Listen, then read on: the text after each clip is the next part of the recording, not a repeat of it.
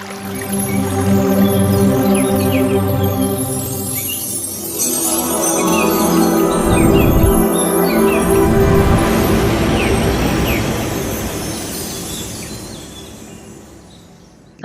You madam. So ಎಲ್ಲರಿಗೂ advance ಆಗಿ ರಾಮನವಮಿ ಹಬ್ಬದ ಶುಭಾಶಯಗಳು. ಸೊ ರಾಮನವಮಿ ಮಾಡೋದು ಯಾಕೆ ಮಾಡ್ತೀವಿ? ರಾಮನ ಹುಟ್ಟಿದ ಹಬ್ಬ ಅಂತ ಮಾಡ್ತೀವಿ. ಸೊ ಎಷ್ಟು ಜನಕ್ಕೆ ಇಲ್ಲಿ ಆರಾಧ್ಯ ದೈವ ರಾಮ ಅಂದ್ರೆ ಯಾರಿಗೆಲ್ಲ ಇಷ್ಟ? ಯಾರಿಗಿಷ್ಟ ರಾಮ? ಎಸ್, ಗ್ಯಾಲರಿ ವ್ಯೂಗ್ ಹಾಕೋಣ. ಸಾಧ್ಯವಾದ್ರೆ ಎಲ್ಲರೂ ವಿಡಿಯೋಸ್ ಆನ್ ಮಾಡ್ಕೊಳ್ಳಿ. ಸೊ ಎಷ್ಟು ಜನ ಕೈ ಎತ್ತಿದ್ದಾರೆ ನೋಡ್ರಿ. ವಾ, ಸೂಪರ್. ಹ್ಮ್, ಎಲ್ಲಾರ್ಗು ಇಷ್ಟ. Very good, very good. So ಯಾಕಿಷ್ಟ? ರಾಮನೇ ಯಾಕಿಷ್ಟ ಎಲ್ಲರಿಗೂನು? ರಾಮನೇ ಯಾಕಿಷ್ಟ? ಯಾರಿಗಾರು ಒಬ್ರಿಗೆ ಅನ್ಮ್ಯೂಟ್ ಆಪ್ಷನ್ ಕೊಡಿ ಮೇಡಮ್. ಸುನೀತಾ ಆರ್ ಫಸ್ಟ್ ಹ್ಯಾಂಡ್ ರೈಸ್ ಮಾಡಿದಾರೆ, ಅವ್ರಿಗೆ ಕೊಡಿ. ಎಸ್, ಹೇಳಿ ಮೇಡಮ್ ಸುನೀತಾ.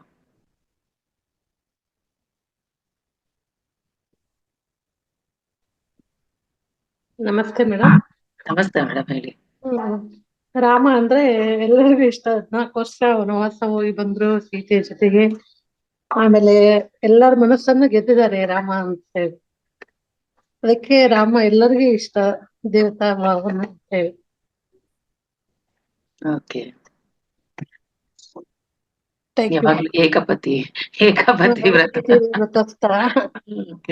ಆಮೇಲೆ ರಾಮನ ಭಕ್ತರು ಬಹಳ ಜನ ಮೇಡಮ್. ಅದೇ ಯಾಕೆ ಅಂತ, ಎಲ್ರು ರಾಮನ್ ಭಕ್ತರು, ಎಲ್ರಿಗೂ ರಾಮನೇ ಇಷ್ಟ, ಎಲ್ರ ಗಂಡನು ರಾಮನ್ ತರನೇ ಇರ್ಬೇಕು ಇಷ್ಟ. ರಾಮನ್ ತರನೇ ಇರ್ಬೇಕು. ರಾಮನಲ್ಲಿ ಗುಣಗಳು ಬಹಳ ಒಳ್ಳೆ ಗುಣಗಳೇ ಇದೆ, ಅವನ್ನೆಲ್ಲಾ ಅಳವಡಿಸ್ಕೋಬೇಕು ಅಂತ ಹೇಳಿ ರಾಮನೇ ಇಷ್ಟ. ಎಲ್ರಿಗೂ ರಾಮ ಇಷ್ಟ. ಆದ್ರೆ ರಾಮನ್ ತರ ಎಷ್ಟ್ ಜನ ಇದ್ದೀರಾ? ಹ್ಯಾಂಡ್ ರೈಸ್ ಮಾಡಿ ಈಗ. ರಾಮನ್ ತರ ಎಷ್ಟು ಜನ ಇದ್ದೀರಾ? ಸವಿತಾ ಅನ್ಮ್ಯೂಟ್ ಮಾಡ್ಕೊಳ್ಳಿ.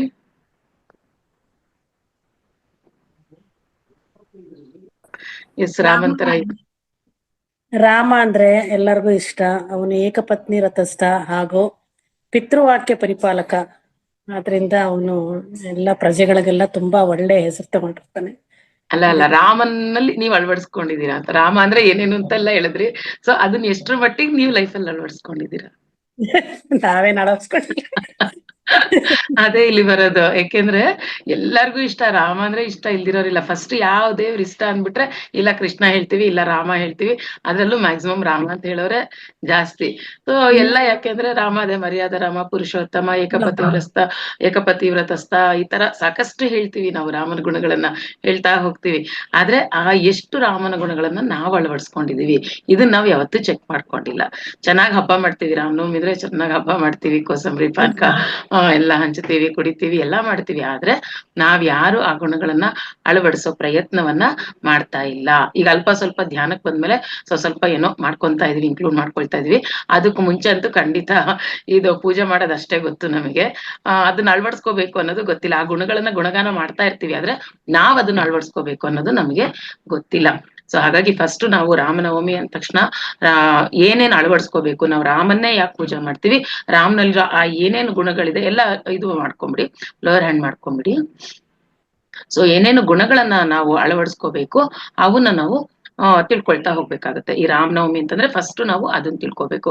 ಯಾರ್ದು ನೋಡಿ, ಎಷ್ಟು ಜನದ್ದು ನಾವು ಬರ್ತಡೇ, ದೇವ್ರದ್ದು ಬರ್ತಡೇ ಅಂತ ಸೆಲೆಬ್ರೇಷನ್ ಮಾಡೋದು ಅಲ್ಲಿ ಇಲ್ಲಿ ಕೆಲವೊಬ್ರದ್ದು ಮಾತ್ರ ಮಾಡ್ತೀವಿ. ಕೃಷ್ಣಾಷ್ಟಮಿ ಮಾಡ್ತೀವಿ, ರಾಮನವಮಿ ಮಾಡ್ತೀವಿ, ಈ ತರ ಕೆಲವೊಂದು ದೇವ್ರದ್ದು ಮಾತ್ರ ಮಾಡ್ತೀವಿ. ಈ ತರ ಎಲ್ಲಾ ದೇವ್ರಗಳ್ದು ಮಾಡಲ್ಲ. ಸೊ ಈ ಕೆಲವೊಬ್ರದ್ದು ಮಾಡ್ತೀವಿ ಅಂದ್ರೆ ಅವರೆಲ್ಲ ಅವತಾರ ಪುರುಷರು. ಯಾಕೆ ಅವತಾರ ಪುರುಷರಾಗಿದ್ದಾರೆ ಅಂದ್ರೆ, ಎಲ್ಲಿ ಅಧರ್ಮ ಬರ್ತಾ ಇರ್ತೋ, ಒಂದೊಂದು ಯುಗಗಳು ನಿಮಗೂ ಗೊತ್ತು, ಯುಗಗಳು ಕಳೀತಾ ಇರುತ್ತೆ. ಒಂದೊಂದು ಯುಗದಲ್ಲೂ ಎಲ್ಲಿ ಧರ್ಮ ತಪ್ಪುತ್ತೋ, ಎಲ್ಲಿ ಯಾವಾಗ ಅಧರ್ಮದಲ್ಲಿ ನಡೀತಾ ಇರ್ತಾರೋ ಜನ, ಆವಾಗ ಒಂದು ಪಾಠ ಕಲ್ಸಕ್ಕೆ ಅಥವಾ ಆ ಧರ್ಮವನ್ನ ಉಳಿಸೋಕೆ, ಧರ್ಮದ ಬಗ್ಗೆ ಹೇಳಕ್ಕೆ ಅಂತಾನೆ ಈ ಅವತಾರ ಪುರುಷರು ಬರ್ತಾ ಇರ್ತಾರೆ. ಸೊ ರಾಮಕೃಷ್ಣ ದೇವರುಗಳಾದ್ರು ಅಂದ್ರೆ ಎಲ್ಲಿಂದ ಆದ್ರವರು ಮಾನವರಾಗಿನೂ ಆಗಿದಾರವರು. ಅಂದ್ರೆ ಮಾನವರಾಗಿ ಹೇಗೆ ಜೀವಿಸ್ಬೇಕು ಅಂತ ತೋರಿಸ್ಕೊಟ್ಟು ಅವರು ಆಗಿದ್ದಾರೆ. ಸೊ ನಾನ್ ಜೈ ಹೋಮ್ ಮೆಡಿಟೇಷನ್ ಅಲ್ಲಿ, ಇವಾಗ ಅಲ್ಲಿ ಜೈ ಹೋಮ್ ಮೆಡಿಟೇಷನ್ ಇರೋರಿಗೆ ಗೊತ್ತು ಏನ್ ಮಾಡ್ತಾ ಇದೀವಿ ನಾವು. 2025 ಜನವರಿಯಿಂದ ನಾವೆಲ್ಲ ಏನ್ ಮಾಡ್ತಾ ಇದೀವಿ ಅಂದ್ರೆ ಒಂದೊಂದು ತತ್ವಗಳನ್ನ ಅಳವಡಿಸ್ಕೊಳ್ತಾ ಬರ್ತಾ ಇದೀವಿ.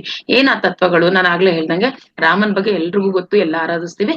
ಆ ತತ್ವಗಳನ್ನ ಯಾವ ಆ ತತ್ವಗಳು, ನಾವು ಷೋಡಶ ಗುಣಗಳು ಅಂತ ಹೇಳ್ತೀವಿ ರಾಮನ್ಗೆ, ಅಥವಾ ನಿರ್ಗುಣಿ ಅಂತಾನು ಹೇಳ್ತೀವಿ, ಇಲ್ಲ ಷೋಡಶ ಆ ತತ್ವಗಳನ್ನ, ಷೋಡಶ ಗುಣಗಳನ್ನ ಅಳವಡಿಸ್ಕೊಂಡಿರುವವರು.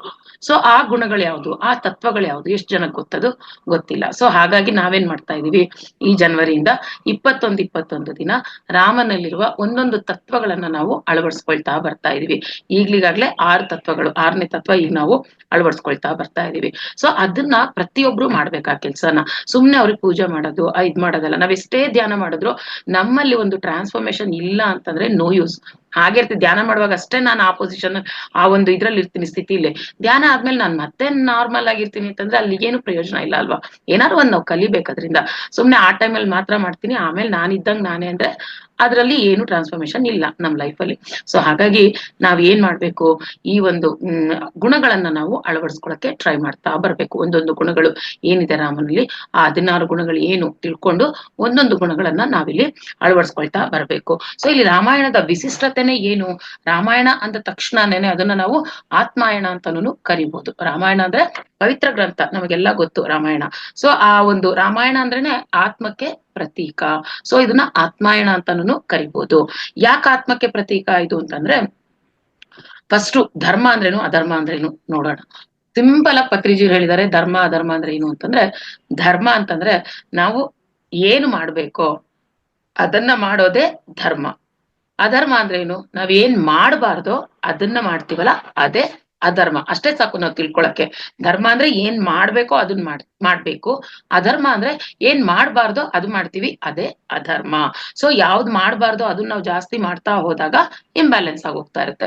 ಸೊ ಅದನ್ನ ಸರಿ ಮಾಡಕ್ಕೋಸ್ಕರನೇ ಇಂಥ ಮಹಾಪುರುಷರು ಮತ್ತೆ ಹುಟ್ಟಿ ನಮ್ ಜೊತೆ ಇರ್ತಾರೆ, ನಮಗೆ ಆ ಒಂದು ಸರಿಯಾದ ಮಾರ್ಗದಲ್ಲಿ ನಡೆಯಕ್ಕೆ ಇವ್ರುಗಳೆಲ್ಲ ಸಹಾಯ ಮಾಡ್ತಾರೆ. ಸೊ ಅದೇ ತರ ನಮ್ಮ ಪತ್ರಿಜಿ ಗುರುಗಳು ಅಷ್ಟೇ. ಈಗ ಅವರ ಮಾರ್ಗದರ್ಶನದಿಂದ ನಾವ್ ಎಷ್ಟೆಲ್ಲ ಬದಲಾವಣೆ ನಮ್ಮಲ್ಲಿ ತಂದ್ಕೊಂಡಿದೀವಿ. ಮುಂಚೆ ಈ ಒಂದು ಸ್ಪಿರಿಚುಯಾಲಿಟಿ ಅಂತಂದ್ರೆ, ಧ್ಯಾನ ಅಂದ್ರೆ ಅಯ್ಯೋ ನಮಿಗಲ್ಲಪ್ಪ, ಅದೆಲ್ಲ ದೊಡ್ಡವ್ರಿಗೆ ಅಥವಾ ಅದೆಲ್ಲ ತುಂಬಾ ಆಧ್ಯಾತ್ಮಿಕತೆ ಗೊತ್ತಿರೋರ್ಗೆ, ಒಂಥರ ಆ ಜ್ಞಾನ ಇರೋಂಥವ್ರಿಗಷ್ಟೇ, ನಮಗ್ ಅವೆಲ್ಲ ಏನಿಲ್ಲ ಅಂತ ಅನ್ಕೊಳ್ತಾ ಇದ್ವಿ. ಅರೆ ಯಾವಾಗ ಪತ್ರಿಜಿಯವ್ರ ಪರಿಚಯ ಆಯ್ತು, ಅವರ ಒಂದು ಜ್ಞಾನವನ್ನ ನಾವ್ ಏನ್ ತಿಳಿತಾ ಬಂದ್ವಿ, ಅವ್ರ ಪ್ರಚಾರಗಳನ್ನ ಯಾವ ತರ ಮಾಡ್ತಾ ಇದ್ರು, ಏನ್ ನಮಗ್ ತಿಳಿಸ್ತಾ ಇದ್ರು, ಇದೆಲ್ಲ ತಿಳ್ಕೊಂಡ್ಮೇಲೆ ನಮಗ್ ಗೊತ್ತಾಯ್ತು ಈ ಸ್ಪಿರಿಚುಯಾಲಿಟಿ, ಆಧ್ಯಾತ್ಮಿಕತೆ ಅಂದ್ರೆ ಬರೀ ದೊಡ್ಡವ್ರಿಗಷ್ಟೇ ಅಲ್ಲ, ಪ್ರತಿಯೊಬ್ಬರಿಗೂ ಬೇಕು, ನಮಗೂ ಬೇಕು. ಮತ್ತೆ ಅದ್ ಅರ್ಥ ಮಾಡ್ಕೊಳಕ್ಕೂ ಏನು ಕಷ್ಟ ಇಲ್ಲ. ತುಂಬಾ ಸುಲಭವಾದ ಕಾನ್ಸೆಪ್ಟ್ಸ್ ಅವ್ರಿಗೆ ನಮಗೆ ಹೇಳಿದ್ದಾರೆ. ಸೊ ನಮ್ಗೆ ಅದೆಲ್ಲ ಅರ್ಥ ಆಗ್ತಾ ಬರ್ತಾ ಇದೆ. ಸೊ ಧರ್ಮ ಅಂದ್ರೂ ಅಷ್ಟು ಸಿಂಪಲ್ ಆಗಿ ಹೇಳಿದ್ದಾರೆ, ಏನ್ ಮಾಡ್ಬೇಕು ಅದು ಮಾಡೋದು ಧರ್ಮ, ಯಾವ್ದು ಮಾಡ್ಬಾರ್ದು ಅದನ್ನ ಮಾಡೋದೇ ಅಧರ್ಮ. ಅಷ್ಟೇ ಸಿಂಪಲ್ ಇದು. ಮತ್ತೀಗ ನಾವು ಮನುಷ್ಯರಾಗಿದ್ದೀವಿ. ಮನುಷ್ಯರಲ್ಲಿ ಏನು, ಮಾನವನಾಗಿ ಹುಟ್ಟಿದ್ಮೇಲೆ ನಮ್ಮಲ್ಲಿ ದೈವಿ ಗುಣಗಳು ಇರುತ್ತೆ, ಅಸುರಿ ಗುಣಗಳು ಸಹ ಇರುತ್ತೆ. ಸೊ ನಮ್ಮೆಲ್ಲರಿಗೂ ಗೊತ್ತು, ನಾವೇನಕ್ಕೆ ಇಲ್ಲಿ ಜನ್ಮ ತಗೊಂಡಿದೀವಿ, ನಮ್ಮ ಆತ್ಮದ ಉದ್ಧಾರಕ್ಕಾಗಿ. ಆತ್ಮಕ್ಕೆ ಅನುಭವ ಬೇಕು. ಸೊ ಅನುಭವಗಳಿಗೋಸ್ಕರ ನಾವಿಲ್ಲಿ ಹುಟ್ಟಿರ್ತೀವಿ, ಜನ್ಮ ತಗೊಂಡಿರ್ತೀವಿ. ಸೊ ಜನ್ಮ ತಗೊಂಡ್ಮೇಲೆ ಒಂದು ಉದ್ದೇಶದಿಂದ ಜನ್ಮ ತಗೊಂಡಿರ್ತೀವಿ. ಆ ಉದ್ದೇಶ ಏನು ಅದು ತಿಳ್ಕೋಬೇಕು. ನಮ್ಮ ಆತ್ಮದ ಜೊತೆ ಕನೆಕ್ಟ್ ಆದಾಗ ನಮ್ಮ ಜನ್ಮದ ಉದ್ದೇಶ ಏನು ಅನ್ನೋದು ನಮಗೆ ಗೊತ್ತಾಗ್ತಾ ಇರುತ್ತೆ. ಸೊ ಅದ್ ಯಾವಾಗ ಗೊತ್ತಾಗ್ತಾ ಇರುತ್ತೆ, ಧರ್ಮದಲ್ಲಿ ಇದ್ಕೊಂಡು ನಾವು ಧ್ಯಾನ ಮಾಡ್ತಾ ಇದ್ದಾಗ, ನಮ್ಮಲ್ಲಿ ಆ ಒಂದು ಟ್ರಾನ್ಸ್ಫಾರ್ಮೇಶನ್ ಬಂದಾಗ, ಒಳಗಿಂದ ಹೇಗಿರ್ಬೇಕು ನಮ್ಮ ಮನಸ್ಸು, ಒಂದು ಕ್ಲಿಯರ್ ಆಗಿರೋ ಒಂದು ಪೇಪರ್ ತರ ಇರ್ಬೇಕು. ಒಂದು ಆ ಪೇಪರ್ ಅಲ್ಲಿ ಏನು ಒಂದು ಚಿತ್ ಮಾಡಿರ್ಬಾರ್ದು, ಏನ್ ಅಕ್ಷರಗಳಿರ್ಬಾರ್ದು, ಒಂದು ಪ್ಲೇನ್ ಪೇಪರ್ ಹೇಗಿರುತ್ತೆ ಆ ತರ ನಮ್ಮ ಮನಸ್ಸು ಆಗ್ಬೇಕು. ಆಗಷ್ಟೇ ನಾವು ಆ ಜ್ಞಾನನ ಪಡಿಯಕ್ಕಾಗುತ್ತೆ. ಆ ಟ್ರಾನ್ಸ್ಫಾರ್ಮೇಶನ್ ಅನ್ನೋದು ನಮ್ಮಲ್ಲಿ ಬರೋದೇ ಯಾವಾಗ, ಈ ತರ ನಮ್ಮ ಮನಸ್ಸಾದಾಗ, ಅಂದ್ರೆ ಶೂನ್ಯ ಸ್ಥಿತಿಲಿ, ಮನಸ್ಸಲ್ಲಿ ಯಾವುದೇ ರೀತಿ ಆಲೋಚನೆಗಳಿರ್ಬಾರ್ದು. ಯಾವಾಗ್ಲೂ ನಾನು ಒಂದು ಮಗು ಹೇಗಿರುತ್ತೆ, ಈಗ ನಾನು ಬಂದ್ ಯಾರು ಮಾತಾಡ್ಸಿದ್ರೆ ನಾನ್ ನಿಮ್ ಹತ್ರ ಮಾತಾಡ್ತಿದೀನಿ ಅಷ್ಟೇ ಗೊತ್ತು ನಂಗೆ. ಆಮೇಲೆ ಏನೇನೋ ಕೆಲವ್ರದ್ ನೋಡ್ಬೋದು ನೀವು, ಅವ್ರ ಎದುರಿಗಿದ್ ಮಾತಾಡ್ತಾ ಇರ್ತಾರೆ, ಅವ್ರು ಎಲ್ಲೋ ಈ ಲೋಕದಲ್ಲಿ ಇರಲ್ಲ, ಬಾಯಿಂದ ಸುಮ್ಮನ್ ಮಾತ್ ಬರ್ತಾ ಇರ್ತಾರೆ, ಎಲ್ಲಿರ್ತಾರೋ ಗೊತ್ತಿಲ್ಲ, ಯಾವ ಪ್ರಪಂಚದಲ್ಲಿ ಇರ್ತಾರೋ ಗೊತ್ತಿಲ್ಲ. ಆದ್ರೆ ಕೆಲವರು ನಮ್ಮ ಕಣ್ಣನ್ನ ನೋಡ್ಕೊಂಡೇ ಮಾತಾಡ್ತಿರ್ತಾರೆ, ಅವೇರ್ನೆಸ್ ಅಲ್ಲಿ ಇರ್ತಾರೆ. ಪ್ರತಿಯೊಂದು ಅಕ್ಷರ ನಾನು ಯಾಕೆ ಮಾತಾಡ್ತಿದೀನಿ ಅನ್ನೋದ್ರಲ್ಲಿ ಅವೇರ್ನೆಸ್ ಇರುತ್ತೆ. ಸೊ ಈ ತರ ನಾವ್ ಯಾವಾಗ್ಲೂ ಹೇಗಿರ್ಬೇಕಂದ್ರೆ, ಆ ತರ ನಾವು ಖಾಲಿ ಇದ್ರೇನೆ ನಮ್ಮ ಮನಸ್ಸು ಹೊಸ ವಿಚಾರಗಳನ್ನ ನಾವು ತಗೊಳಕ್ಕೆ ಸಾಧ್ಯ. ಜ್ಞಾನ ತಗೋಬೇಕಲ್ವಾ ನಾವು ಬೇರೆಯವರಿಂದ. ನಾವು ಧ್ಯಾನದಿಂದ ಜ್ಞಾನ ತಗೊಳ್ಳೋದಿರ್ಬೋದು, ಬುಕ್ಸ್ ಓದ್ತಾ ಜ್ಞಾನ ತಗೊಳ್ಳೋದಿರ್ಬೋದು, ಅಥವಾ ಈ ತರ ರಾಮಾಯಣ ಮಹಾಭಾರತಗಳನ್ನ ಓದ್ಕೊಂಡು ಅಲ್ಲಿರೋ ಜ್ಞಾನ ತಗೋಬಹುದು. ಎಷ್ಟೋ ಮಾಸ್ಟರ್ಸ್ ಜ್ಞಾನವನ್ನ ಹಂಚ್ತಾ ಇರ್ತಾರೆ. ಅದನ್ನೆಲ್ಲ ನಾವು ತಗೋಬೇಕು ಅಂದ್ರೆ ನಮ್ಮ ಮನಸ್ಸಲ್ಲಿ ಏನಿರ್ಬೇಕು, ಕ್ಲಿಯರ್ ಆಗಿರ್ಬೇಕು. ಒಂದು ಹೊಸ ಬುಕ್, ಖಾಲಿ ಬುಕ್ ಕೊಟ್ರೆ ತಾನೇ ನಾವ್ ಅದ್ರಲ್ಲಿ ಬರ್ಕೊಂತೀವಿ. ಅದೇ ಒಂದು ಬರ್ದಾಕಿರೋದು, ಚಿತ್ತಾಕಿರೋ ಬುಕ್ ಕೊಟ್ರೆ ನೀವ್ ಅಲ್ಲಿ ಇನ್ನು ಬರ್ಕೊಳಕ್ ಏನಿರುತ್ತೆ, ಜಾಗನೇ ಇರಲ್ಲ ಅಲ್ಲೇನು. ಸೊ ಹಾಗಾಗಿ ನಮ್ಮ ಮನಸ್ಸಲ್ಲಿ ಏನು ಬೇಡವಾಗಿರೋದಿರುತ್ತೆ, ಆಲೋಚನೆಗಳು ಹಾಳು ತುಂಬಾ ತುಂಬಿಸ್ಕೊಂಡಿರ್ತೀವಿ ಮನ್ಸಲ್ಲಿ. ಅದು ಇದೊಂದೇ ಜನ್ಮದಲ್ಲ, ಎಷ್ಟೋ ಜನ್ಮಗಳದ್ದು ಇರುತ್ತೆ, ಈ ಜನ್ಮದ್ದು ಇರುತ್ತೆ. ಸೊ ಹಾಗಾಗಿ ನಾವೇನ್ ಮಾಡ್ಬೇಕು, ಅದನ್ನೆಲ್ಲ ಫಸ್ಟ್ ತೆಗೆದಾಕ್ಬಿಡ್ಬೇಕು. ಆ ಏನೇನ್ ತುಂಬಿಸ್ಕೊಂಡಿರ್ತೀವಿ ನಮ್ಮ ಮನಸ್ಸೆಂಬ ಆ ಒಂದು, ನಾನೇನ್ ಹೇಳ್ದೆ, ಹಾಳೆಲಿ ಏನೇನೋ ಬರ್ದಿರ್ತೀವಿ, ತುಂಬಿಸ್ಕೊಂಡಿರ್ತೀವಿ, ಅದನ್ನೆಲ್ಲ ಅಳಸಾಕ್ಬಿಡ್ಬೇಕು. ಅಳಸಾಕ್ಬಿಟ್ಟು ಆ ಪೇಪರ್ನ ಒಂದು ಕ್ಲಿಯರ್ ಪೇಪರ್, ಅಂದ್ರೆ ನಮ್ಮ ಮನಸ್ಸನ್ನ ಕ್ಲಿಯರ್ ಆಗಿ ಮಾಡ್ಕೋಬೇಕು ಫಸ್ಟ್.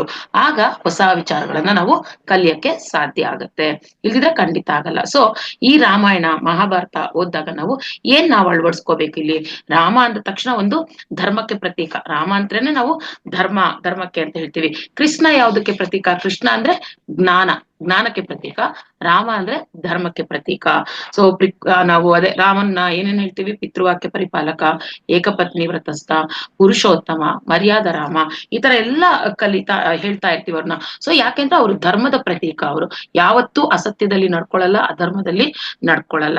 ಆದ್ರೆ ಕಷ್ಟ ಬಂದಾಗ ನಾವೇನ್ ಅನ್ಕೊಂತೀವಿ? ನಮಗೇನೋ ಕಷ್ಟ ಬಂತು ಅಂತಂದ್ರೆ ನಾವ್ ಅನ್ಕೊಂತೀವಿ ನನಗೆ ಬಂದಿದ್ದೆ ಕಷ್ಟ, ಯಾರಿಗೂ ಕಷ್ಟಗಳೇ ಇಲ್ಲ ಅಂತ ನಾವ್ ಅನ್ಕೊಂಡ್ಬಿಡ್ತೀವಿ ಜನರಲ್ ಆಗಿ. ಆದ್ರೆ ಈ ರಾಮಾಯಣ ಓದ್ದಾಗ ನೋಡಿ ನಿಮಗ್ ಗೊತ್ತಾಗುತ್ತೆ, ರಾಮ ಕಷ್ಟದಲ್ಲಿ ಇಲ್ದೆ ಇದ್ರ? ಯಾವಾಗಾರ ಅವ್ರು ಸುಖ ಪುರುಷ ಅಂತ ತೋರಿಸಿದಾರ? ಇಡೀ ರಾಮಾಯಣ ಓದ್ತಿವಲ್ಲ, ಎಲ್ಲಾರು ರಾಮ ಆರಾಮಾಗಿ ನಾನ್ ಮಲ್ಗಿದೀನಿ, ಸುಖವಾಗಿದ್ದೀನಿ ಅಂತ ಎಲ್ಲಾರು ಬಿಂಬಿಸಿದಾರ ಅಲ್ಲಿ ಇಡೀ ರಾಮಾಯಣದಲ್ಲಿ? ಎಲ್ಲೂ ಇಲ್ಲ. ಯಾಕೆಂದ್ರೆ ಅವ್ರಿಗೆ ಸ್ಟೆಪ್ ಬೈ ಸ್ಟೆಪ್ ಅವ್ರಿಗೆ ಒಂದೊಂದಲ್ಲ ಒಂದೊಂದು ಚಾಲೆಂಜಸ್ ಬರ್ತಾನೆ ಇರುತ್ತೆ, ಅವ್ರು ಅದನ್ನ ಸಾಲ್ವ್ ಮಾಡ್ಕೊಂಡು ಬರ್ತಾ ಇರ್ತಾರೆ. ಅದ್ರಿಂದ ಏನರ್ಥ? ಯಾಕೆ ಬರ್ಬೇಕು? ದೇವ್ರೇ ಅಲ್ವಾ ರಾಮ, ದೇವ್ರಿಗೆ ಯಾಕೆ ಬರ್ಬೇಕು ಅಷ್ಟೊಂದು ಕಷ್ಟಗಳು ಅಂತ ಅಂದಾಗ, ಇಲ್ಲಿ ಅವ್ರು ಬಂದಿರೋದೇ ನಮಗೆ ಒಂದು ಜೀವನ ಅಂದ್ರೆ ಏನು ತೋರಿಸ್ಕೊಡಕ್ಕೆ ಬಂದಿದ್ದಾರೆ. ಅಂದ್ರೆ ಅಲ್ಲಿ ದೇವ್ರ ಅನ್ನೋದು ಇಂಪಾರ್ಟೆಂಟ್ ಅಲ್ಲ, ಅಲ್ಲಿ ಅವ್ರು ಯಾಕೆ ಆ ಚಾಲೆಂಜಸ್ ಬರ್ತಿದೆ ಅಂದ್ರೆ, ಒಬ್ಬ ಮಾನವನಾಗಿ ದೇವ್ರು ಅಂತ ಅವ್ರು ಯಾವ್ದೇ ಒಂದು ಏನಂತಾರೆ ಅವ್ರಿಗೆ ಗೊತ್ತಿರೋ ವಿದ್ಯೆಗಳನ್ನ ಉಪಯೋಗಿಸಿ ಅವ್ರು ಯಾವ್ದೇ ಒಂದು ಪ್ರಾಬ್ಲಮ್ಸ್ ಸೊಲ್ಯೂಷನ್ ಕಂಡಿಟ್ಕೊಳ್ಳಿಲ್ಲ ರಾಮಾಯಣದಲ್ಲಿ. ಎಲ್ಲಾರು ಆತರ ಬಂದಿದ್ಯಾ? ಅವರೊಂದು ಅವ್ರಿಗಿರೋ ಒಂದು ಶಕ್ತಿಗಳು, ದೇವರುಗಳಿಗೆ ಎಷ್ಟೋ ಶಕ್ತಿಗಳಿರುತ್ತೆ, ಎಲ್ಲ ಸಾಲ್ವ್ ಮಾಡ್ಕೋಬಹುದು. ಅವ್ರಿಗೆ ಹೇಗ್ ಬೇಕೋ ಅವ್ರ ಜೀವನ ಅವ್ರು ಹಾಗೆ ಮಾಡ್ಕೋಬಹುದು. ಆದ್ರೆ ರಾಮಾಯಣದಲ್ಲಿ ಎಲ್ಲೂ ಆತರ ಮೆನ್ಷನ್ ಮಾಡಿಲ್ಲ. ಪ್ರತಿಯೊಂದು ರಾಮ ತನ್ನ ಬುದ್ಧಿಯನ್ನ, ತನ್ನ ಯುಕ್ತಿಯನ್ನ ಉಪಯೋಗಿಸ್ಕೊಂಡೇ ಗೆದ್ಕೊಂಡ್ ಬಂದಿರೋದು, ಒಂದೊಂದು ಪರಿಸ್ಥಿತಿಯಿಂದ ಆಚೆ ಬಂದಿರೋದು. ಅವ್ರು ಯಾವ್ದೇ ಒಂದು ರೀತಿಯ ವಿದ್ಯೆಗಳನ್ನ ಬಳಸ್ಕೊಂಡು, ಅಂದ್ರೆ ಅವ್ರಿಗಿರೋ ಒಂದು ದೈವಿ ಶಕ್ತಿಯನ್ನ ಬಳಸ್ಕೊಂಡು ಅವರು ಮುಂದೆ ಬಂದಿಲ್ಲ. ಪ್ರತಿಯೊಂದು ಅವ್ರು ಸಾಮಾನ್ಯ ಮನುಷ್ಯನ್ ತರ ಎಲ್ಲ ಬಂದಿರೋ ಚಾಲೆಂಜಸ್ ಅನ್ನ ಅಕ್ಸೆಪ್ಟ್ ಮಾಡಿ ಆ ಯುಕ್ತಿಯಿಂದ ಸಾಧಿಸ್ಕೊಂಡು ಬಂದಿದ್ದಾರೆ. ಸೊ ಇದು ಫಸ್ಟ್ ಪಾಯಿಂಟ್ ನಾವೆಲ್ಲ ನೋಟ್ ಮಾಡ್ಕೋಬೇಕು. ಅಂದ್ರೆ ಅಂತ ರಾಮನಿಗೆ ತಪ್ಪಿಲ್ಲ, ಯಾವ ಕಷ್ಟಗಳು ರಾಮಂಗೆ ತಪ್ಪಿಲ್ಲ ಅಂದಾಗ ನಾವು ಸಾಮಾನ್ಯ ಮನುಷ್ಯರು, ನಾವಿಲ್ಲಿ ಬಂದಿರೋದೇ ನಾವು ಒಂದು ಎಕ್ಸ್ಪೀರಿಯನ್ಸಸ್ ತಗೊಳಕ್ ಬಂದಿದೀವಿ. ಸೊ ಹಾಗಂದಾಗ ಯಾಕೆ ಅಕ್ಸೆಪ್ಟ್ ಮಾಡ್ಬಾರ್ದು? ನಾವು ಆ ಕಷ್ಟಗಳನ್ನ ಅಕ್ಸೆಪ್ಟ್ ಮಾಡಿ ರಾಮನ್ ತರ ಕಷ್ಟ ಬಂದಾಗ ಏನ್ ಮಾಡಿದ್ರು ರಾಮ? ನಾವು ಹಾಗೆ ತರ ಧೈರ್ಯವಾಗಿರ್ಬೇಕು, ಪ್ರತಿಯೊಂದು ಅಕ್ಸೆಪ್ಟ್ ಮಾಡ್ಕೊಂಡು ಹೋಗ್ಬೇಕು. ಆಗಿದ್ದೆಲ್ಲ ಒಳ್ಳೇದಕ್ಕೆ, ಬಂದಿದ್ದೆಲ್ಲ ಒಳ್ಳೇದಕ್ಕೆ, ಅದನ್ನ ನೋಟ್ ಮಾಡ್ಕೋಬೇಕು. ಈಗ ರಾಮಂಗೆ 14 ವರ್ಷ ವನವಾಸಕ್ಕೆ ಹೋಗ್ಬೇಕು ಅಂತ ಕೈಕೇಯಿ ಹೇಳಿದ ತಕ್ಷಣ ಅವ್ರು ಏನಾದ್ರು ಬೇಜಾರ್ ಮಾಡ್ಕೊಂಡ್ರ? ಸ್ವಲ್ಪನೂ ಬೇಜಾರ್ ಮಾಡ್ಕೊಳ್ಳಿಲ್ಲ. ಅವರು ಒಂದು ಕ್ಷಣ ದಶರಥ ಕರೆದು ಹೇಳ್ತಾರೆ, ನೀನ್ ನಾಳೆ ಪಟ್ಟಾಭಿಷೇಕ ಅಂದ್ರೆ ಇವತ್ತು ಕರೆದು ಅವ್ರಿಗೆ ತುಂಬಾ ಮುಜುಗರ ಆ ಮಾತು ಹೇಳಕ್ಕೆ. ಆದ್ರೂ ಹೇಳ್ತಾರೆ, ಈ ತರ ನೀನ್ 14 ವರ್ಷ ಮನೆ ಬಿಟ್ಟು ಹೋಗ್ಬೇಕು, ಕಾಡಿಗೆ ಹೋಗ್ಬೇಕು ಅಂತಂದಾಗ ಅವ್ರಿಗೆ ಏನ್ ಅನ್ಸಲ್ಲ ರಾಮಗೆ. ಒಂದೇ ಒಂದ್ ಸೆಕೆಂಡ್ ಸ್ವಲ್ಪ ಹಂಗ ಅನ್ಸಿರ್ಬೋದು ಅಷ್ಟೇ, ಬಿಟ್ರೆ ಕಣ್ಣು ಮುಚ್ಕೊಂಡು ಒಂದ್ ಸ್ವಲ್ಪ ಹೊತ್ತು ಕಣ್ಣು ಮುಚ್ಕೊಂಡು ತನ್ನ ಜೊತೆ ತಾನು ಕನೆಕ್ಟ್ ಆಗ್ತಾರೆ ರಾಮ. ಕನೆಕ್ಟ್ ಆದ್ಮೇಲೆ ಅವರ ಪೂರ್ಣಾತ್ಮ ಜೊತೆ ಕನೆಕ್ಟ್ ಆಗ್ತಾರೆ. ಕನೆಕ್ಟ್ ಆದ ತಕ್ಷಣ ಅಲ್ಲಿ ಬಂದಿದ್ದು, ಹೌದು ನೀನ್ ಹೋಗ್ಬೇಕು. ಪಿತೃವಾಕ್ಯ ಪರಿಪಾಲನೆ ಅಂದ್ರೆ ಓನ್ಲಿ ಈ ಪಿತೃ ಅಲ್ಲ, ದಶರಥನ ನಾವು ಪಿತೃವಾಕ್ಯ ಪರಿಪಾಲಕ ಅಂತ ಅನ್ಕೊಂಡಿರ್ತೀವಿ, ಆದ್ರೆ ಅದೊಂದೇ ಅಲ್ಲ. ಅಲ್ಲಿ ವಾಕ್ಯ ಪರಿಪಾಲಕ ಅಂದ್ರೆ ಪೂರ್ಣಾತ್ಮನಿಂದ ಅಂಶಾತ್ಮರಾಗಿ ನಾವೆಲ್ಲ ಬಂದಿರ್ತೀವಿ. ಸೊ ನಮಗೆ ನಮ್ಮ ಪೂರ್ಣಾತ್ಮ ಪಿತೃನೇನೆ ಅಲ್ಲಿ. ಸೊ ಹಾಗಾಗಿ ಅವ್ರು ಕಣ್ಣು ಮುಚ್ಕೊಂಡ ತಕ್ಷಣ ಆ ಪಿತೃ ಯಾರ ಅವ್ರ ಪೂರ್ಣಾತ್ಮ ಅವ್ರಿಗೆ ಕನೆಕ್ಟ್ ಆಗ್ತಾರೆ. ಅಲ್ಲೂ ಅದೇ ಮೆಸೇಜ್ ಅವ್ರಿಗೆ ಬರುತ್ತೆ, ಹೌದು ನೀನ್ ಹೋಗ್ಬೇಕು ಅನ್ನೋದು. ಸೊ ಹಾಗಾಗಿ ಅವ್ರು ಒಂದು ಸೆಕೆಂಡ್ ಲೇಟ್ ಮಾಡಲ್ಲ. ಇಬ್ರು, ಈ ಪಿತೃ ಆ ಪಿತೃ ಇಬ್ಬರ ವಾಕ್ಯ ಪರಿಪಾಲನೆ ಅವ್ರು ಒಪ್ಕೊಂತಾರೆ, ಆಚೆ ಬರ್ತಾರೆ. ಅಂದ್ರೆ ಅಲ್ಲಿ ಹೋಗೋ ಅವಕಾಶ ಸಿಕ್ಕಿದೆ ಅಂತಂದ್ರೆ ಅಲ್ಲಿ ಏನೋ ಒಂದು ಒಳ್ಳೇದಾಗೋದಿದೆ. ಸೊ ಆಕ್ಸೆಪ್ಟ್ ಮಾಡ್ತಾರೆ, ರೆಡಿ ಆಗ್ತಾರೆ, ಹೊರಡ್ತಾರೆ. ಆದ್ರೆ ಅವ್ರಿಗೆ ಎಂತ ಭಾಗ್ಯ ಸಿಕ್ತು. ಅವ್ರಲ್ಲಿ ಹೋದ್ಮೇಲೆ 14 ವರ್ಷ ಅವ್ರು ಹೋಗಿದ್ದಕ್ಕೆ ಎಷ್ಟು ಒಳ್ಳೇದಾಯ್ತು ಅವ್ರಿಗೆ. 14 ವರ್ಷ ಅವ್ರಿಗೆ ಎಷ್ಟೆಲ್ಲಾ ಕಲ್ತ್ರು ಅವ್ರು ಆಚೆ ಬಂದು. ಈಗ ಸಪೋಸ್ ನಾವು ನೋಡಿ ಮನೆಯಲ್ಲೇ ಒಂದು ಕಂಫರ್ಟಬಲ್ ಝೋನ್ ಅಲ್ಲಿ ಇದ್ರೆ, ನಾವಾಗ್ಲಿ ನಮ್ಮ ಮಕ್ಳಾಗ್ಲಿ ಒಂದು ಕಂಫರ್ಟಬಲ್ ಝೋನ್ ಅಲ್ಲಿ ಇದ್ರೆ ಏನಾದ್ರು ನಾವು ಕಲಿಯಕ್ ಸಾಧ್ಯನಾ? ಎಕ್ಸ್ಟ್ರಾ ನಾವ್ ಏನಾದ್ರು ಕಲಿತೀವ? ಏನು ಕಲಿಯಲ್ಲ. ಆರಾಮಾಗಿ ಮಕ್ಳು ಸೋಂಬೇರಿಗಳಾಗ್ತಾರೆ, ನಾವು ಸುಮ್ಮನೆ ಕೂತು ತಿಂದು ಮಲ್ಗು ಮಾಡ್ತೀವಿ ಹೊರ್ತು ಜೀವನ ಅಂದ್ರೆ ಏನಂತಾನೆ ನಮಗೆ ಗೊತ್ತಾಗಲ್ಲ. ಆತ್ಮಕ್ ಅನುಭವ ಅಂತೂ ಸಿಗೋದೇ ಇಲ್ಲ. ಜೊತೆಗೆ ನಮಗೂ ಈ ಪ್ರಾಪಂಚಿಕ ಜೀವನದಲ್ಲೂ ನಾವೇನು ಕಲಿಯಕ್ಕೆ ಸಾಧ್ಯ ಇಲ್ಲ. ಯಾವಾಗ ಈ ಕಷ್ಟಗಳು ಬರುತ್ತೆ ಆಚೆ ಹೋಗ್ತೀವಿ, ಆಗ ನಮ್ಮ ಒಂದು ಎಬಿಲಿಟಿ ಏನು, ನಾನ್ ಹೇಗಿದ್ದೀನಿ ಅನ್ನೋದು ಅರ್ಥ ಆಗೋದೆ ನಾವು ಆಚೆ ಹೋದಾಗ. ಆ ಕಂಫರ್ಟ್ ಝೋನ್ ಬಿಟ್ಟು ಆಚೆ ಹೋದಾಗ್ಲೇ ನಮಗೆಲ್ಲಾ ಅನುಭವಗಳು ಬರೋದು. ಸೊ ಮಕ್ಳನ್ನೇ ನೀವು ಎಕ್ಸಾಂಪಲ್ ತಗೊಳ್ಳಿ.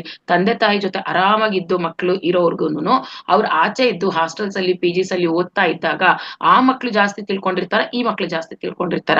ಒಂದು ಅವೇರ್ನೆಸ್ ಬರ್ಬೇಕು ಅಂತಂತಂದ್ರೆ, ಅವ್ರ ಕಾಲ್ ಮೇಲೆ ಅವ್ರು ನಿಲ್ಬೇಕು ಅಂತಂದ್ರೆ, ಒಂದು ಯೋಚನಾ ಶಕ್ತಿ ಇರ್ಬೋದು, ಡಿಸಿಷನ್ ಮೇಕಿಂಗ್ ಇರ್ಬೋದು, ಅವೆಲ್ಲ ಫ್ರೀಡಮ್ ಅವ್ರಿಗೆ ಬರ್ಬೇಕು ಅಂತಂದ್ರೆ ಅವ್ರು ಆಚೆ ಇದ್ರೇನೆ ಜಾಸ್ತಿ ಕಲಿತಾರ ಅವರು. ಸೊ ಹಾಗಾಗಿ ಇಲ್ಲಿ ರಾಮನು ಅಷ್ಟೇ ಆ 14 ವರ್ಷ ಎಲ್ಲಿ ಆಚೆ ಬಂದ್ರೋ ಸಾಕಷ್ಟು ಸಮಯ ಇತ್ತು ಅವ್ರಿಗೆ ಸಾಧನೆಗೆ. ಅವರು ಆ ಕಾಡುಗಳನ್ನೆಲ್ಲ ಓಡಾಡ್ಕೊಂಡು ಜನರಿಂದ ದೂರ ಇದ್ದು ಚೆನ್ನಾಗಿ ಧ್ಯಾನ ಸಾಧನೆಯನ್ನ ಮಾಡ್ತಾರೆ. ಅಲ್ಲೂ ಆ ಸಮಯ ಅವ್ರು ವೇಸ್ಟ್ ಮಾಡಲ್ಲ, ಧ್ಯಾನ ಸಾಧನೆಯನ್ನ ಮಾಡ್ತಾ ಅವ್ರ ಜ್ಞಾನವನ್ನ ಎಷ್ಟೋ ಇನ್ನ ಜಾಸ್ತಿ ಮಾಡ್ಕೊಳ್ತಾ ಬರ್ತಾರೆ. ಸೊ ಇಲ್ಲಿ ಒಬ್ಬೊಬ್ರನ್ನ ನಾವು ನೋಡಿದಾಗ ಇಲ್ಲಿ ಒಂದೊಂದು ಈ ರಾಮಾಯಣದಲ್ಲಿ ಆ ಹೆಸರುಗಳು ಅಥವಾ ಕ್ಯಾರೆಕ್ಟರ್ಸ್ ಅಲ್ಲಿ ಇರೋದು ನೋಡಿದ್ರೆ ಒಬ್ಬೊಬ್ರಿಂದನೂ ಒಂದೊಂದು ಗುಣಕ್ಕೆನೆ ಪ್ರತೀಕ ಅವರೆಲ್ಲಾನು. ಆ ಹೆಸರುಗಳನ್ನ ನೋಡ್ತಾ ಇದ್ರೆ ಒಬ್ಬೊಬ್ರ ಹೆಸರಲ್ಲೇ ನಾವ್ ಎಷ್ಟೊಂದು ಅವರ ಗುಣಗಳನ್ನ ನಾವು ಕಲಿಬಹುದು. ಸೊ ಇಲ್ಲಿ ರಾಮ ಅಂದ್ರೆ ನಾನು ಆಗ್ಲೇ ಹೇಳ್ದಂಗೆ ಆತ್ಮಕ್ಕೆ ಪ್ರತೀಕ, ಹಾಗಾಗಿ ಅದನ್ನ ಆತ್ಮಾಯಣ ಅಂತ ಹೇಳ್ತಾರೆ. ರಾಮ ಅಂದ್ರೆ ಭಗವಂತ, ಸೊ ಭಗವಂತ ಅಂದ್ರೆ ಆತ್ಮ, ನಮ್ಮಲ್ಲೆಲ್ಲಾನು ಆತ್ಮ ಇದ್ದಾರೆ. ಸೊ ರಾಮ ಅಂತಂದ್ರೆ ಆತ್ಮಕ್ಕೆ ಪ್ರತೀಕ. ಸೊ ಸೀತೆ ಯಾರು? ಸೀತೆ ಏನ್ ಹಂಗಾದ್ರೆ ಅಂದ್ರೆ ಸೀತಾ ಧ್ಯಾನಕ್ಕೆ ಪ್ರತೀಕ. ಯಾರಿಗಾರು ಗೊತ್ತಾ ಸೀತೆ ಏನ್ ಮಾಡ್ತಾ ಇದ್ಲು ಅಶೋಕವನದಲ್ಲಿ ಕೂತ್ಕೊಂಡು ಅಂತ? ಆ 14 ವರ್ಷನೂ ಸೀತೆ ಎಲ್ರು ಅನ್ಕೊಂಡಿದ್ದಾರೆ ಅಳ್ತಾ ಇದ್ಲು ಕುತ್ಕೊಂಡು ಅಂತಂದ್ಬಿಟ್ಟು, ಅಲ್ಲಿ ರಾಮನ್ಗೋಸ್ಕರ ನೆನ್ಸ್ಕೊಂಡು ಅಳ್ತಾ ಕೂತಿದ್ಲು ಅಂತ ಎಲ್ರು ಅನ್ಕೊಂಡಿರೋದು. ಆದ್ರೆ ಸೀತೆ ಯಾವತ್ತೂ ಅಳತ್ತಿಲ್ಲ, ಹತ್ತಿದ್ದೇ ಇಲ್ಲ ಅವಳು. ಅಲ್ಲಿ ಕುತ್ಕೊಂಡು ಆ ಸಮಯನ ಸದ್ಬಳಕೆ ಮಾಡ್ಕೊಂತಾಳೆ. ಅಲ್ಲಿ ಅಶೋಕವನ ಅಂತ ಕರೀತಾರೆ ಆ ವನನ, ಸೀತೆ ಇದ್ದಿದ್ದ ಜಾಗನ. ಅಶೋಕವನ ಅಂದ್ರೇನು? ಶೋಕವಿಲ್ಲದಿರುವ ವನ. ಅಲ್ಲಿ ಅಳ್ಳೇ ಇಲ್ಲ ಅವಳು ಯಾವತ್ತೂನು. ಅತ್ರೆ ಅದು ಶೋಕವನ ಆಗ್ತಿತ್ತು, ಅವಳು ಅಳ್ಳೇ ಇಲ್ಲ. ಸೊ ಅದಕ್ಕೆ ಅದು ಅಶೋಕವನ. ಅಶೋಕವನದಲ್ಲಿ ಏನ್ ಮಾಡ್ತಾ ಇದ್ಲು? ಅಲ್ಲಿ ಆ ಮರದ ಕೆಳಗಡೆ ಕುತ್ಕೊಂಡು ಅವಳು ಸದಾ ಧ್ಯಾನ ನಿರತಳಾಗಿರ್ತಾ ಇದ್ಲು. ಅಲ್ಲಿ ಇದ್ದಷ್ಟು ದಿನ ರಾವಣ ಅಪಹರಿಸಿದಾಗಿಂದಾನು ಅವಳು ಆ ವನದಲ್ಲಿ ಕೂತ್ಕೊಂಡು ಧ್ಯಾನ ಸ್ಥಿತಿಯಲ್ಲಿ ಇರ್ತಾ ಇದ್ಲು. ಧ್ಯಾನದಲ್ಲಿ ಕೂತಾಗ ಅವಳಿಗೆ ದೇವಿ ಕನೆಕ್ಟ್ ಆಗ್ತಾರೆ, ಪಾರ್ವತಿ ದೇವಿ ಕನೆಕ್ಟ್ ಆಗ್ತಾರೆ, ಎಷ್ಟೋ ಜನ ಜೊತೆ ಅವಳು ಕನೆಕ್ಟ್ ಆಗ್ತಾಳೆ ಧ್ಯಾನದಲ್ಲಿ. ಅವ್ರೆಲ್ಲರೂ ಹೇಳಿದ್ದ ಅವಳಿಗೆ ಮೆಸೇಜ್ ಕೊಟ್ಟಿದ್ದು ಒಂದೇನೆ, ರಾವಣನ ಹತ್ರ ಅಲ್ಲಿರೋ ಅಷ್ಟು ದಿನಾನು ಅಲ್ಲಿ ನೀನು ಒಂದು ತೊಟ್ಟು ನೀರು ಸಹ ಕುಡಿಬಾರ್ದು, ಅಲ್ಲಿ ಕೊಟ್ಟಿರೋ ಫುಡ್ಡು ಸಹ ತಿನ್ನಬಾರ್ದು. ಯಾಕೆಂದ್ರೆ ಆ ರಾವಣಂದು ಆ ತರ ಒಂದು ಎನರ್ಜಿ ಇರುತ್ತೆ. ಅಲ್ಲಿಂದ ಯಾರು ತಗೊಂಡ್ರು ಸೇವಿಸಿದ್ರು ಅಂದ್ರೆ ಆ ಒಂದು ಎನರ್ಜಿ ಹೇಗೆಂದ್ರೆ ಅವ್ರ ಕಡೆ ಅಟ್ರಾಕ್ಟ್ ಆಗೋಗುತ್ತೆ, ರಾವಣನ ಕಡೆ ಅಟ್ರಾಕ್ಟ್ ಮಾಡೋಷ್ಟು ಶಕ್ತಿ ಇರತ್ತೆ ಆ ತರ. ಸೊ ಹಾಗಾಗಿ ಅವ್ರಿಗೆ ಕನೆಕ್ಟ್ ಮಾಡಿ ಎಲ್ಲಾ ದೇವತೆಗಳು ಆತರ ಹೇಳದ್ಮೇಲೆ ಅವಳು ಒಂದು ಹನಿ ನೀರು ತಗೊಳಲ್ಲ, ಅಲ್ಲಿ ಏನು ತಿನ್ನೋದು ಇಲ್ಲ ರಾವಣ ಕೊಟ್ಟಿದ್ದು. ಸೊ ಅವಳು ಮಾಡ್ತಾ ಇದ್ದಿದ್ದೇನು 14 ಒಂದು ವರ್ಷ ಅಲ್ಲಿ ಏನಿರ್ತಾಳೋ ಅಲ್ಲಿ ಸದಾ ಧ್ಯಾನ ನಿರತಳಾಗಿರ್ತಾಳೆ. ಆ ಧ್ಯಾನದಿಂದ ಎಷ್ಟೋ ಶಕ್ತಿಯನ್ನ ಪಡ್ಕೊಂಡಿರ್ತಾಳೆ ಅಲ್ಲಿ. ಸೊ ಹಾಗಾಗಿ ಆ ಧ್ಯಾನಕ್ಕೆ ಪ್ರತೀಕ ಯಾರು ಅಂದ್ರೆ ಸೀತೆ. ಅಂದ್ರೆ ರಾಮ ಆತ್ಮ, ಸೀತೆ ಯಾವಾಗ್ಲೂ ರಾಮನ್ಗೆ ಸಪೋರ್ಟಿವ್ ಆಗೇ ಇರ್ತಾಳೆ. ಅಲ್ಲಿ ಆತ್ಮಕ್ಕೆ ಸಪೋರ್ಟಿವ್ ಆಗಿರೋದು ಯಾವುದು? ಧ್ಯಾನ. ಆತ್ಮಕ್ಕೆ ಏನ್ ಬೇಕು? ಧ್ಯಾನ. ಅಂದ್ರೆ ಎಲ್ಲಿ ರಾಮ ಇರ್ತಾರೋ ಅಲ್ಲಿ ಸೀತೆ, ಅಂದ್ರೆ ಆತ್ಮ ಇದ್ದ ಕಡೆ ಎಲ್ಲ ಅಲ್ಲಿ ಧ್ಯಾನ ಬೇಕು ನಮಗೆ. ಎಷ್ಟು ಅದ್ಭುತವಾಗಿ ಹೇಳಿದಾರೆ ಇಲ್ಲಿ, ಆತ್ಮ ಎಲ್ಲಿದ್ರು ಅಲ್ಲಿ ಧ್ಯಾನ ಬೇಕು. ನಾವ್ ಹೇಳ್ತೀವಿ ನಮ್ಮ ದೇಹಕ್ಕೆ ಹೇಗೆ ಸ್ನಾನ ಬೇಕೋ ಆತ್ಮಕ್ಕೆ ಧ್ಯಾನ ಬೇಕು. ಸೊ ಹಾಗೆ ಆತ್ಮ ಅಂದ್ರೆ ರಾಮ. ರಾಮ ಅಂತಾನೆ ನಾವು ಹಾಡು ಹೇಳುತ್ತಲ್ವ, ಹಾಡುಗಳಲ್ಲೆಲ್ಲ ಇದು ಆತ್ಮಾರಾಮ ಅಂತ. ಸೊ ರಾಮ ಆತ್ಮ, ಸೀತೆ ಧ್ಯಾನಕ್ಕೆ ಪ್ರತೀಕ ಆಗಿದ್ದಾಳೆ. ಸೊ ಇಲ್ಲಿ ನೆಕ್ಸ್ಟ್ ಹನುಮಂತ ಏನು ಅಂತಂದ್ರೆ ಧ್ಯಾನ ವಿಧಾನ ನಾವೆಲ್ಲ ಏನು? ಶ್ವಾಸ. ಧ್ಯಾನ ಅಂದ್ರೆ ಏನು? ಶ್ವಾಸದ ಕಡೆ ಗಮನ. ಆಂಜನೇಯ ಯಾರು? ಪವನ ಪುತ್ರ, ವಾಯುಪುತ್ರ. ಅಂದ್ರೆ ಶ್ವಾಸ ಅಂದ್ರೇನೆ ಆಂಜನೇಯ. ಸೊ ನಮಗೆ ಧ್ಯಾನಕ್ಕೆ ಪೂರಕವಾಗಿ ಏನ್ ಬೇಕು ಅಂದ್ರೆ ಶ್ವಾಸ ಬೇಕು. ಸೊ ಹಾಗಾಗಿ ಹನುಮಂತ ಅಂದ್ರೇನು? ಆ ಧ್ಯಾನ ವಿಧಾನ, ಶ್ವಾಸದ ಮೇಲೆ ಗಮನ ಅಂತ ಏನ್ ಹೇಳ್ತೀವೋ, ಶ್ವಾಸಾನುಸಂಧಾನ ಅಂತ ಹೇಳ್ತೀವಿ, ಅಲ್ಲಿಗೆ ಹನುಮಂತ ಅಂದ್ರೇನೆ ಶ್ವಾಸಕ್ಕೆ ಪ್ರತೀಕ. ಅಂದ್ರೆ ಧ್ಯಾನ ಮಾಡ್ಬೇಕು ಅಂದ್ರೆ ಶ್ವಾಸ ಬೇಕು. ಸೀತೆ ಹಿಂದೆ ಯಾವಾಗ್ಲೂ ಹನುಮಂತ ಇರ್ತಾರೆ ಅಲ್ವಾ? ಸೀತೆ ಎಲ್ಲಿರ್ತಾರೋ ಅಲ್ಲಿ ಸಹಾಯಕ್ಕೆ ಹನುಮಂತ ಇದ್ದೇ ಇರ್ತಾರೆ, ರಾಮ ಎಲ್ಲಿರ್ತಾರೋ ಅಲ್ಲಿ ಹನುಮಂತ ಇರ್ತಾರೆ. ಸೊ ಹಾಗಾಗಿ ರಾಮ ಆತ್ಮ, ಸೀತೆ ಧ್ಯಾನಕ್ಕೆ ಪ್ರತೀಕ, ಹನುಮಂತ ಶ್ವಾಸಕ್ಕೆ ಪ್ರತೀಕ. ಆ ಧ್ಯಾನ ಮಾಡೋ ವಿಧಾನ ಇದ್ರೆ ಶ್ವಾಸಾನುಸಂಧಾನ, ಅದು ಹನುಮಂತನ ಪ್ರತೀಕ. ಹನುಮಂತನೂ ಅಷ್ಟೇ ಯಾವಾಗ್ಲೂ ಧ್ಯಾನದ ಸ್ಥಿತಿಯಲ್ಲೇ ಇರ್ತಾರೆ ನೀವು ನೋಡ್ತಾ ಹೋದ್ರೆ. ಸೊ ನೆಕ್ಸ್ಟ್ ಲಕ್ಷ್ಮಣ ಏನು ಹಾಗಾದ್ರೆ? ಎಲ್ಲೇ ನಾವೊಂದು ಫ್ಯಾಮಿಲಿ ಪಿಕ್ಚರ್ ದೇವಸ್ಥಾನದಲ್ಲಿ ನೋಡಿದ್ರು ರಾಮ, ಸೀತೆ, ಲಕ್ಷ್ಮಣ, ಹನುಮಂತ ಈ 4 ಜನನೇ ಇರ್ತಾರೆ ಹೊರತು ಅಲ್ಲಿ ಯಾರು ಇರಲ್ಲ. ಸೊ ಯಾಕೆ ಇವ್ರಿಷ್ಟೇ ಜನ ಇದಾರೆ ಅಂದ್ರೆ ಆ ಕಾಡಿಗೆ ಬಂದು ಅವರೊಂದು ಜ್ಞಾನವನ್ನ ಅಷ್ಟು ಪಡೆದಿರ್ತಾರೆ ಅಲ್ಲಿ. ಇಲ್ಲಿ ಲಕ್ಷ್ಮಣ ಏನು ಅಂತಂದ್ರೆ ಬುದ್ಧಿಗೆ ಪ್ರತೀಕ. ಲಕ್ಷ್ಮಣ ಯಾರು? ಬುದ್ಧಿಗೆ ಪ್ರತೀಕ. ಅಲ್ಲಿ ಒಬ್ಬ ಮನುಷ್ಯ ನಾನು ಅಂತ ಆಗ್ಬೇಕಂದ್ರೆ ನಮಗೆ ಏನೇನ್ ಇರ್ಬೇಕು? ನಾನಂದ್ರೆ ಈ ದೇಹ, ಆತ್ಮ, ಬುದ್ಧಿ, ಮನಸ್ಸು ಇದಿಷ್ಟು ಇರ್ಬೇಕು. ಇಲ್ಲಿ ಬುದ್ಧಿಗೆ ಪ್ರತೀಕ ಯಾರು? ಲಕ್ಷ್ಮಣ. ಸೊ ಇವರಿಷ್ಟು ಸೇರ್ಕೊಂಡು ಆ ಒಂದು ಕಾಡಿಗೆ ಬಂದು ಸಾಕಷ್ಟು ಒಂದು ಅನುಭವಗಳನ್ನ ಪಡೆದು ನಮಗೆ ಎಷ್ಟೋ ಜನಕ್ಕೆ ಈ ರಾಮಾಯಣ ಓದುವಾಗ ಈ ಅಂಶಗಳನ್ನ ನಾವು ಗಮನದಲ್ಲಿ ಇಟ್ಕೊಂಡು ಓದಿದಾಗ ಇನ್ನ ಚೆನ್ನಾಗಿ ನಾವು ರಿಸೀವ್ ಮಾಡ್ತೀವಿ ರಾಮಾಯಣನ. ಸೊ ಇಲ್ಲಿ ಇನ್ನ ಮತ್ತೆ ಕ್ಯಾರೆಕ್ಟರ್ಸ್ ಹೆಸರುಗಳು ನೋಡ್ತಾ ಹೋದ್ರ ಆ ಬರ್ದಿರೋದು ವಾಲ್ಮೀಕಿ ಮಹರ್ಷಿ ಬರ್ದಿದಾರಲ್ಲ, ಒಬ್ಬೊಬ್ರ ಹೆಸರುಗಳು ಅಷ್ಟೇ ಅವರು ಎಷ್ಟ್ ಚೆನ್ನಾಗಿ ಇಟ್ಟಿದ್ದಾರೆ. ರಾಮನ ತಾಯಂದ್ರು ಸುಮಿತ್ರೆ ಅಂತ ಹೇಳ್ತೀವಿ. ಸುಮಿತ್ರೆ ಅಂತಂದ್ರೆ ಯಾರು? ಅಲ್ಲ, ಫಸ್ಟ್ ಕೌಸಲ್ಯ, ರಾಮನ ತಾಯಿ ಕೌಸಲ್ಯ. ಕೌಸಲ್ಯ ಅಂತಂದ್ರೆ ಏನು? ಕುಶಲತೆಯನ್ನ ಉಳ್ಳವಳು. ಎಲ್ಲರ ಜೊತೆ ಅವಳು ತುಂಬಾ ಚೆನ್ನಾಗಿ ಒಂದು ಕುಶಲತೆ ಅನ್ನೋದು ಅವಳ ಹತ್ರ ಇರುತ್ತೆ. ಸೊ ರಾಮನ ತಾಯಿಯರು ಕೌಸಲ್ಯ ಅಂತಂದ್ರೆ ನೀನು ಎಲ್ಲರ ಒಂದು ಒಳಿತನ್ನ ಕೋರುವವಳು. ಕೌಸಲ್ಯ ಅಂದ್ರೆ ಏನು? ಎಲ್ಲರ ಒಳಿತನ್ನ ಕೋರುವವಳೆ ಕೌಸಲ್ಯ. ಅವಳೆ ರಾಮನ ತಾಯಿ. ಅಂದ್ರೆ ಆ ಹೆಸರುಗಳು ಒಂದೊಂದು ಕ್ಯಾರೆಕ್ಟರ್ಗೆ ಅಷ್ಟು ಅದ್ಭುತವಾಗಿ ಇಡ್ತಾ ಇದ್ರು. ನೆಕ್ಸ್ಟ್ ಯಾರು? ಸುಮಿತ್ರೆ ಯಾರು? ಅವಳು ಎಲ್ಲರ ಜೊತೆ ಮಿತ್ರತ್ವ ಭಾವದಿಂದ ಇರುವಂತಹವಳು ಸುಮಿತ್ರೆ. ಅವಳು ಇಬ್ಬರ ಮಧ್ಯದಲ್ಲಿ, ಕೈಕೇಯಿ ಮತ್ತೆ ಕೌಸಲ್ಯ ಮಧ್ಯದಲ್ಲಿ ಇರುವವಳು ಸುಮಿತ್ರ. ಅಂದ್ರೆ ಮಿತ್ರತ್ವ ಭಾವನ ಹೊಂದಿರ್ತಾಳೆ. ಅಲ್ಲಿ ಅವ್ರ ಹತ್ರನೂ ಚೆನ್ನಾಗಿರ್ತಾರೆ, ಈ ಕಡೆ ಇವ್ರ ಹತ್ರನೂ ಚೆನ್ನಾಗಿರ್ತಾಳೆ. ಸೊ ಅವ್ರಿಗೆ ಎಷ್ಟು ಇಬ್ರು ಮಕ್ಳು ಅಲ್ವಾ ಸುಮಿತ್ರೆಗೆ? ಯಾರ್ಯಾರು ಟ್ವಿನ್ಸು? ಗೊತ್ತಿದ್ದಲ್ಲ, ಇದೆಲ್ಲ ತುಂಬಾ ಬೇಸಿಕ್. ಆದ್ರೂ ಯಾರು ಒಬ್ರು ಹೇಳಿ, ಸುಮಿತ್ರಾ ಮಕ್ಳು ಯಾರು? ಟ್ವಿನ್ಸ್ ಯಾರು? ವಾಣಿ ಏನು ಕ್ಯಾಂಡ್ರೈಸ್ ಮಾಡಿದಿರೋ ಹೇಳಿ.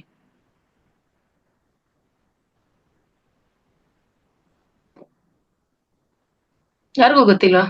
ಟ್ವಿನ್ಸ್ ಯಾರಪ್ಪ ಸುಮಿತ್ರಾ ಮಕ್ಳು? ಅಯ್ಯೋಯ್ಯೋ, ಲವಾಕುಶ ಯಾರಿದು? ನಾನ್ ಕೇಳ್ತಿರೋದು ಯಾರ ಮಕ್ಳನ್ನ? ಸುಮಿತ್ರಾ ಮಕ್ಳನ್ನ ಕೇಳ್ತಾ ಇರೋದು. ನಿಜವಾಗ್ಲೂ ಯಾರಿಗೂ ಗೊತ್ತಿಲ್ವಾ? ಹ್ಯಾಂಡ್ ರೈಸ್ ಮಾಡಿ. ರೂಪಾ ಹೇಳಿ. Bharata Shatrughna. No. Yes Srinivas sir ಹೇಳಿ. ಭರತ ಲಕ್ಷ್ಮಣ. ಅಲ್ಲ. ನಾಗಶ್ರೀ. ಜ್ಯೋತಿ ಹೇಳಿ. ಭರತ ಶತ್ರುಘ್ನ ಅಂತ ಹೇಳಿದ್ವಿ. ನೋಡಿ ನಾವ್ ಎಷ್ಟು ತಿಳ್ಕೊಂಡಿದೀವಿ ನೋಡಿ ರಾಮಾಯಣನ. ಎಲ್ಲ ಹಂಗೆ ಅನ್ಕೊಂತಾರೆ, ಭರತ ಲಕ್ಷ್ಮಣ ಅಂತಾರೆ, ರಾಮ ಲಕ್ಷ್ಮಣ ಅಂತಾರೆ. ಖಂಡಿತ ಅಲ್ಲ. ಲಕ್ಷ್ಮಣ ಶತ್ರುಘ್ನ ಟ್ವಿನ್ಸ್. ಅಲ್ಲಿ ಸುಮಿತ್ರಾ ಹೆಸರು ಯಾಕೆ ನಾನು ಹೇಳ್ತಾ ಇದ್ದೀನಿ ಅಂದ್ರೆ, ಸುಮಿತ್ರಾಗೆ ಟ್ವಿನ್ಸ್ ಮಿತ್ರತ್ವದಿಂದ ಇರ್ತಾಳವಳು ಎರಡೂ ಕಡೆ. ಅಲ್ಲಿ ಕೌಸಲ್ಯ ಜೊತೆನು, ಈ ಕಡೆ ಕೈಕೇಯಿ ಜೊತೆನು.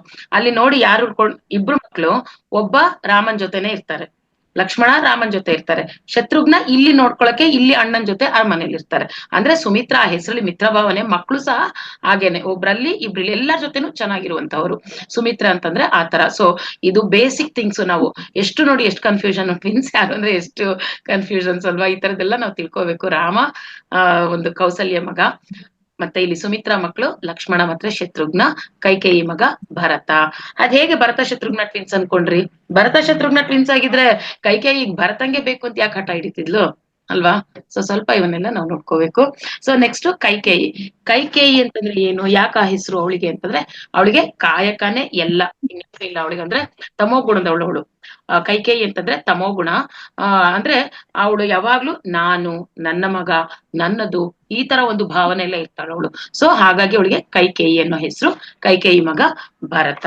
ಸೊ ಇಲ್ಲಿ ಅಶೋಕವನ ಅದು ಹೇಳಿದೆ. ಅಂದ್ರೆ ಒಂದೊಂದು ಕ್ಯಾರೆಕ್ಟರ್ಸ್ ಯಾವ ತರ ತಗೊಂಡಿದ್ದಾರೆ ಅವ್ರ ಹೆಸರುಗಳನ್ನ ಅನ್ನೋದನ್ನ ನಾವಿಲ್ಲಿ ತಿಳ್ಕೊಬೇಕು. ಶೋಕವಿಲ್ಲದವನ, ಅಶೋಕವನ. ಸೊ ಈ ತರ ಈ ದಶರಥನ ಹೆಂಡ್ತಿರೋ ಯಾರ್ಯಾರು, ಅವ್ರ ಹೆಸರುಗಳು ಯಾಕೆ ಬಂತು ಆ ತರ. ಸೊ ಮತ್ತೆ ಇನ್ನ ನಾವು ರಾವಣ, ವಿಭೀಷಣ, ಮತ್ತೆ ಕುಂಭಕೋಣ, ಸಾರಿ ಕುಂಭ, ಇವರೆಲ್ಲ ಏನು ಅವ್ರುನು ಅಷ್ಟೇ, ಕುಂಭಕರ್ಣ, ಇವರೆಲ್ಲರೂ ಅಷ್ಟೇನೆ ಒಂದೊಂದು ಗುಣಕ್ಕೆ ಪ್ರತೀಕವಾಗಿರುವರು.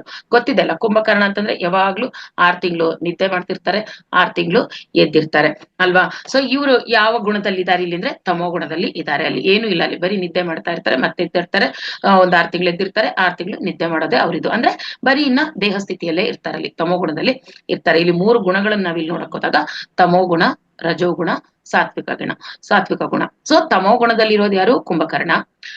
ರಜೋಗುಣದಲ್ಲಿರೋರು ಯಾರು? ರಾವಣ ಯಾವಾಗ್ಲೂ ಮನಸ್ಸಲ್ವಾ, ಬರೀ ಮನಸ್ಸಿನ ಮೇಲೆನೆ ಅವರೊಂದು ಆಟ ನಡೆಯೋದೇ ಮನಸ್ಸಿನ ಮೇಲೆ. ಸೊ ಹಾಗಾಗಿ ರಾವಣ ರಜೋಗುಣದಲ್ಲಿ ಇರ್ತಾರೆ. ಮತ್ತೆ ವಿಭೀಷಣ, ಅಲ್ಲೇ ಅಣ್ಣ ತಮ್ಮಂದ್ರಲ್ಲೇ ನಮಗೆ 3 ಗುಣಗಳನ್ನ ತೋರಿಸ್ತಾ ಇದ್ದಾರೆ. ವಿಭೀಷಣ ಯಾರು? ಸಾತ್ವಿಕ ಗುಣ ಉಳ್ಳಂತವ್ರು ವಿಭೀಷಣ. ಸೊ ಈ 3 ನಾವು ನೋಡ್ತಾ ಇದ್ರೆ ನೋಡಿ, ಎಲ್ಲ ನಾವು ಆ ಕ್ಯಾರೆಕ್ಟರ್ಸ್ ನೋಡ್ತಾನೆ ಆ ಗುಣಗಳನ್ನೆಲ್ಲ ನಾವು ನೋಡ್ಕೊಳ್ತಾ ಇರ್ಬೋದು. ಸೊ ಹಾಗಾಗಿ ಇದು ಈ ಗುಣಗಳು. ಸೊ ಹನುಮಂತ, ಮತ್ತೆ ಇಲ್ಲಿ ನೋಡಿದಾಗ ಹನುಮಂತನ ಕ್ಯಾರೆಕ್ಟರ್ ಬಂದಾಗ ವಿಭೀಷಣ ಮತ್ತೆ ಹನುಮಂತ ಚಿರಂಜೀವಿಗಳು. ಅದಾದ್ರೂ ಗೊತ್ತಿದ್ಯಾ? ವಿಭೀಷಣ ಚಿರಂಜೀವಿ ಅಂತ ಗೊತ್ತಲ್ಲ, ಹನುಮಂತ ಚಿರಂಜೀವಿ ಅಂತ ಗೊತ್ತಲ್ಲ. ಸೊ ಚಿರಂಜೀವಿಗಳು ಇವರೆಲ್ಲರನ್ನು, ಹನುಮಂತ ಮತ್ತೆ ವಿಭೀಷಣ ಇಬ್ರು ಚಿರಂಜೀವಿಗಳು. ಅಂದ್ರೆ ಸಾತ್ವಿಕ ಗುಣ. ಮತ್ತೆ ಯಾರು ನೋಡ್ರು ಅವ್ರಿಗೆ ಭಯ ಅನ್ನೋದಿರಲ್ಲ, ಭಯವಿಲ್ಲದೆ ಆ ಸಾತ್ವಿಕ ಗುಣದಲ್ಲಿ ಇರ್ತಾರೆ. ಸೊ ಹಾಗೆ ಈ ವಾಲ್ಮೀಕಿ ಮಹರ್ಷಿಗೆ ವಾಲ್ಮೀಕಿ ಅಂತ ಹೆಸರು ಹೇಗ್ ಬಂತು ಗೊತ್ತಿರ್ಬೋದಲ್ಲ. ಅದಾರನು ಅವರು ಕಂಟಿನ್ಯೂಸ್ ಆಗಿ ತಪಸ್ ಮಾಡ್ತಾ ಕೂತಿದ್ದಾಗ, ಧ್ಯಾನ ಮಾಡ್ತಾ ಕೂತಿದ್ದಾಗ, ಅಂದ್ರೆ ಎಷ್ಟು ವರ್ಷ, 4 ವರ್ಷ ಅವ್ರು ಧ್ಯಾನ ಮಾಡ್ಕೊಂಡು ಕೂತಿರ್ತಾರೆ. ಸೊ ಅವ್ರ ಸುತ್ತು ಆ ಹುತ್ತ ಬೆಳೆದು ಬಿಟ್ಟಿರುತ್ತೆ.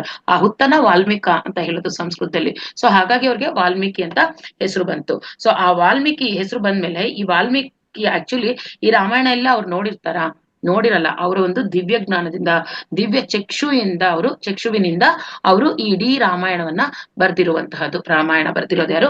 ವಾಲ್ಮೀಕ ಅವ್ರ ಸುತ್ತು ಆ ಒಂದು ಧ್ಯಾನ ಮಾಡ್ತಾ ಆ ಒಂದು ಹುತ್ತ ಬೆಳೆದಿರುತ್ತೆ, ಅದನ್ನ ವಾಲ್ಮೀಕ ಅಂತಾರೆ. ಸೊ ಹಾಗಾಗಿ ಇವ್ರಿಗೆ ವಾಲ್ಮೀಕಿ ಮಹರ್ಷಿ ಅಂತ ಆ ಒಂದು ದಿವ್ಯ ಚಕ್ಷುವಿನಿಂದ ಇಡೀ ರಾಮಾಯಣವನ್ನ ಬರೀತಾರೆ. ಸೊ ಆ ರಾಮಾಯಣ ಬರೆಯೋದಷ್ಟೇ ಅಲ್ಲ, ಅದರಿಂದ ಸಾಕಷ್ಟು ಪಾಠಗಳನ್ನ ನಾವು ಕಲಿಯೋ ತರ ಇದೆ ಆ ರಾಮಾಯಣ ಅನ್ನೋದು. ಸೊ ಮತ್ತೆ ಇನ್ನ ಹೋದ್ರೆ ಈ ಒಂದು ರಾವಣ, ಯಾರಿಗಾರು ಗೊತ್ತಾ ರಾವಣ ಈ ಒಂದು ಮತ್ತೊಂದು ಜನ್ಮದಲ್ಲಿ ಏನಾಗಿದ್ರು ಅನ್ನೋದು ಗೊತ್ತಾ? ನಾನು ಹಿಂದೆ ನಮ್ ಕ್ಲಾಸಲ್ಲಿ ಹೇಳಿದ್ದೆ. ಇಲ್ಲಿ ಯಾರಿಗಾರು ಗೊತ್ತಾ ರಾವಣನ ಜನ್ಮ ಇವಾಗ ಏನು ಅಂತ, ಏನಿತ್ತು ಅಂತ? ಈಗಿಲ್ಲ ಅವರು, ಆದ್ರೂ ಗೊತ್ತಾ ಯಾರಿಗಾದ್ರು?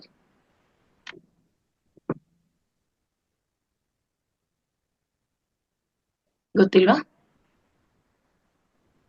ರಾವಣನ ಮತ್ತೊಂದು ಜನ್ಮ ಯಾರಿಗೂ ಗೊತ್ತಿಲ್ವಾ? ಶ್ರೀನಿವಾಸ್ ಸರ್ ಹೇಳಿ. ಜಯ ವಿಜಯರು. ಇನ್ನೊಂದು ಜಯ ವಿಜಯರು.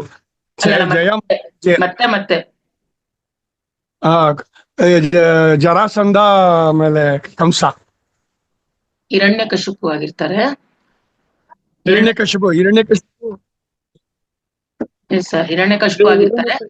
ಹಿರಣ್ಯಕಶಿಪು ಹಿಂದಿನ ಜನ್ಮ ಜಯ ವಿಜಯರಾಗಿರ್ತಾರೆ. ಅದ್ರ ಹಿಂದಿನ ಜನ್ಮ ಜರಾಸಂಧ ಕಂಸ ಆಗಿರ್ತಾರೆ. ಮೂರ್ ಜನ್ಮ. ಇನ್ನ ಒಂದು ಈಗಿನ ಕಾಲಕ್ಕೆ ತಗೊಂಡ್ರೆ, ಕಲಿಯುಗದಲ್ಲಿ ಈಗಿನ ಇದಕ್ ತಗೊಂಡ್ರೆ, ಎಸ್ ಅಶ್ವಿನಿ ಅವ್ರು ಹಾಕಿದ್ದಾರೆ, ಹಿಟ್ಲರ್ ಆಗಿರ್ತಾರೆ.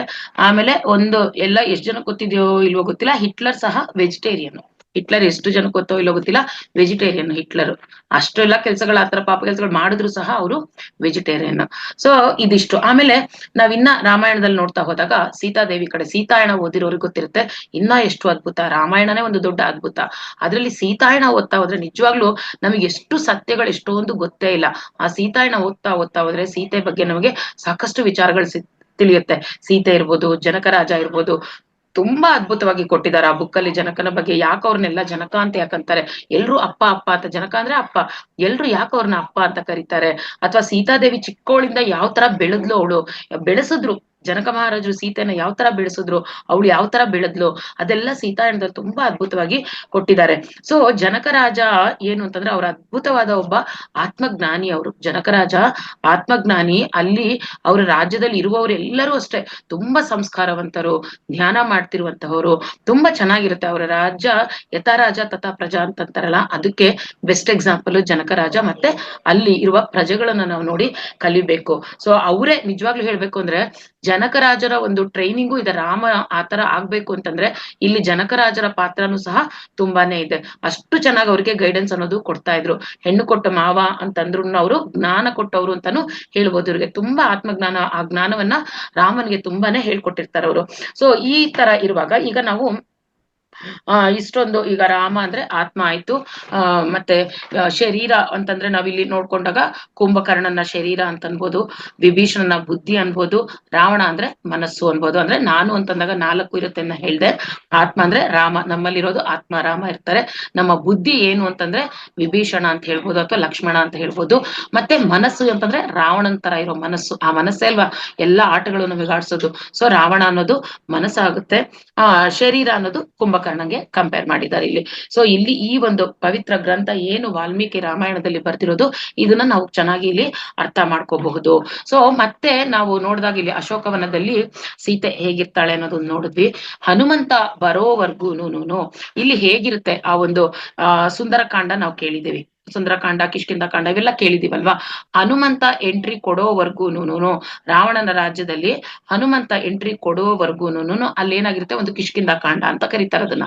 ಯಾವಾಗ ಹನುಮಂತನ ಎಂಟ್ರಿ ಆಯ್ತು ಅಲ್ಲಿಗೆ, ಅವಾಗಿಂದ ಅಲ್ಲಿ ಏನಂತಾರೆ ಸುಂದರ ಕಾಂಡ ಅಂತ ಹೇಳ್ತಾರೆ. ಸೊ ಎಷ್ಟು ಅದ್ಭುತವಾಗಿದೆ ನೋಡಿ. ಹನುಮಂತ ಬಂದಾಗ ಅಲ್ಲಿ ಒಂದೊಂದೇ ಎಲ್ಲ ಸೊಲ್ಯೂಷನ್ ಸಿಗ್ತಾ ಹೋಯ್ತು, ಏನಾಗ್ಬೇಕೋ ಅದಾಗ್ತಾ ಬಂತು. ಅಷ್ಟಕ್ಕೂ ಮುಂಚೆ ಅದನ್ನ ಕಿಷ್ಕಿಂಧ ಕಾಂಡ ಅಂದವರು, ಹನುಮಂತ ಬಂದ ಮೇಲೆ ಅದು ಸುಂದರ ಕಾಂಡ ಆಗೋಯ್ತು. ಸೊ ನಾವ್ ಇದನ್ನ ಏನ್ ಅಳವಡಿಸ್ಕೋಬಹುದು ಮಾಡ್ಕೋಬಹುದು ನಮ್ಮ ಜೀವನದಲ್ಲಿ. ಫಸ್ಟೇ ಹೇಳಿದ್ವಿ ಹನುಮಂತ ಅಂದ್ರೇನು ಶ್ವಾಸ, ಧ್ಯಾನಕ್ಕೆ ಸಪೋರ್ಟಿಂಗ್ ಹನುಮಂತ ಅಂತ ಹೇಳಿದ್ವಿ. ಸೊ ಇಲ್ಲಿ ಧ್ಯಾನ ನಮ್ಮ ಜೀವನದಲ್ಲಿ ಬರೋವರ್ಗುನು ನಮ್ಮ ಜೀವನ ಏನು ಕಿಷ್ಕಿಂದ ಕಾಂಡ ಆಗಿರುತ್ತೆ.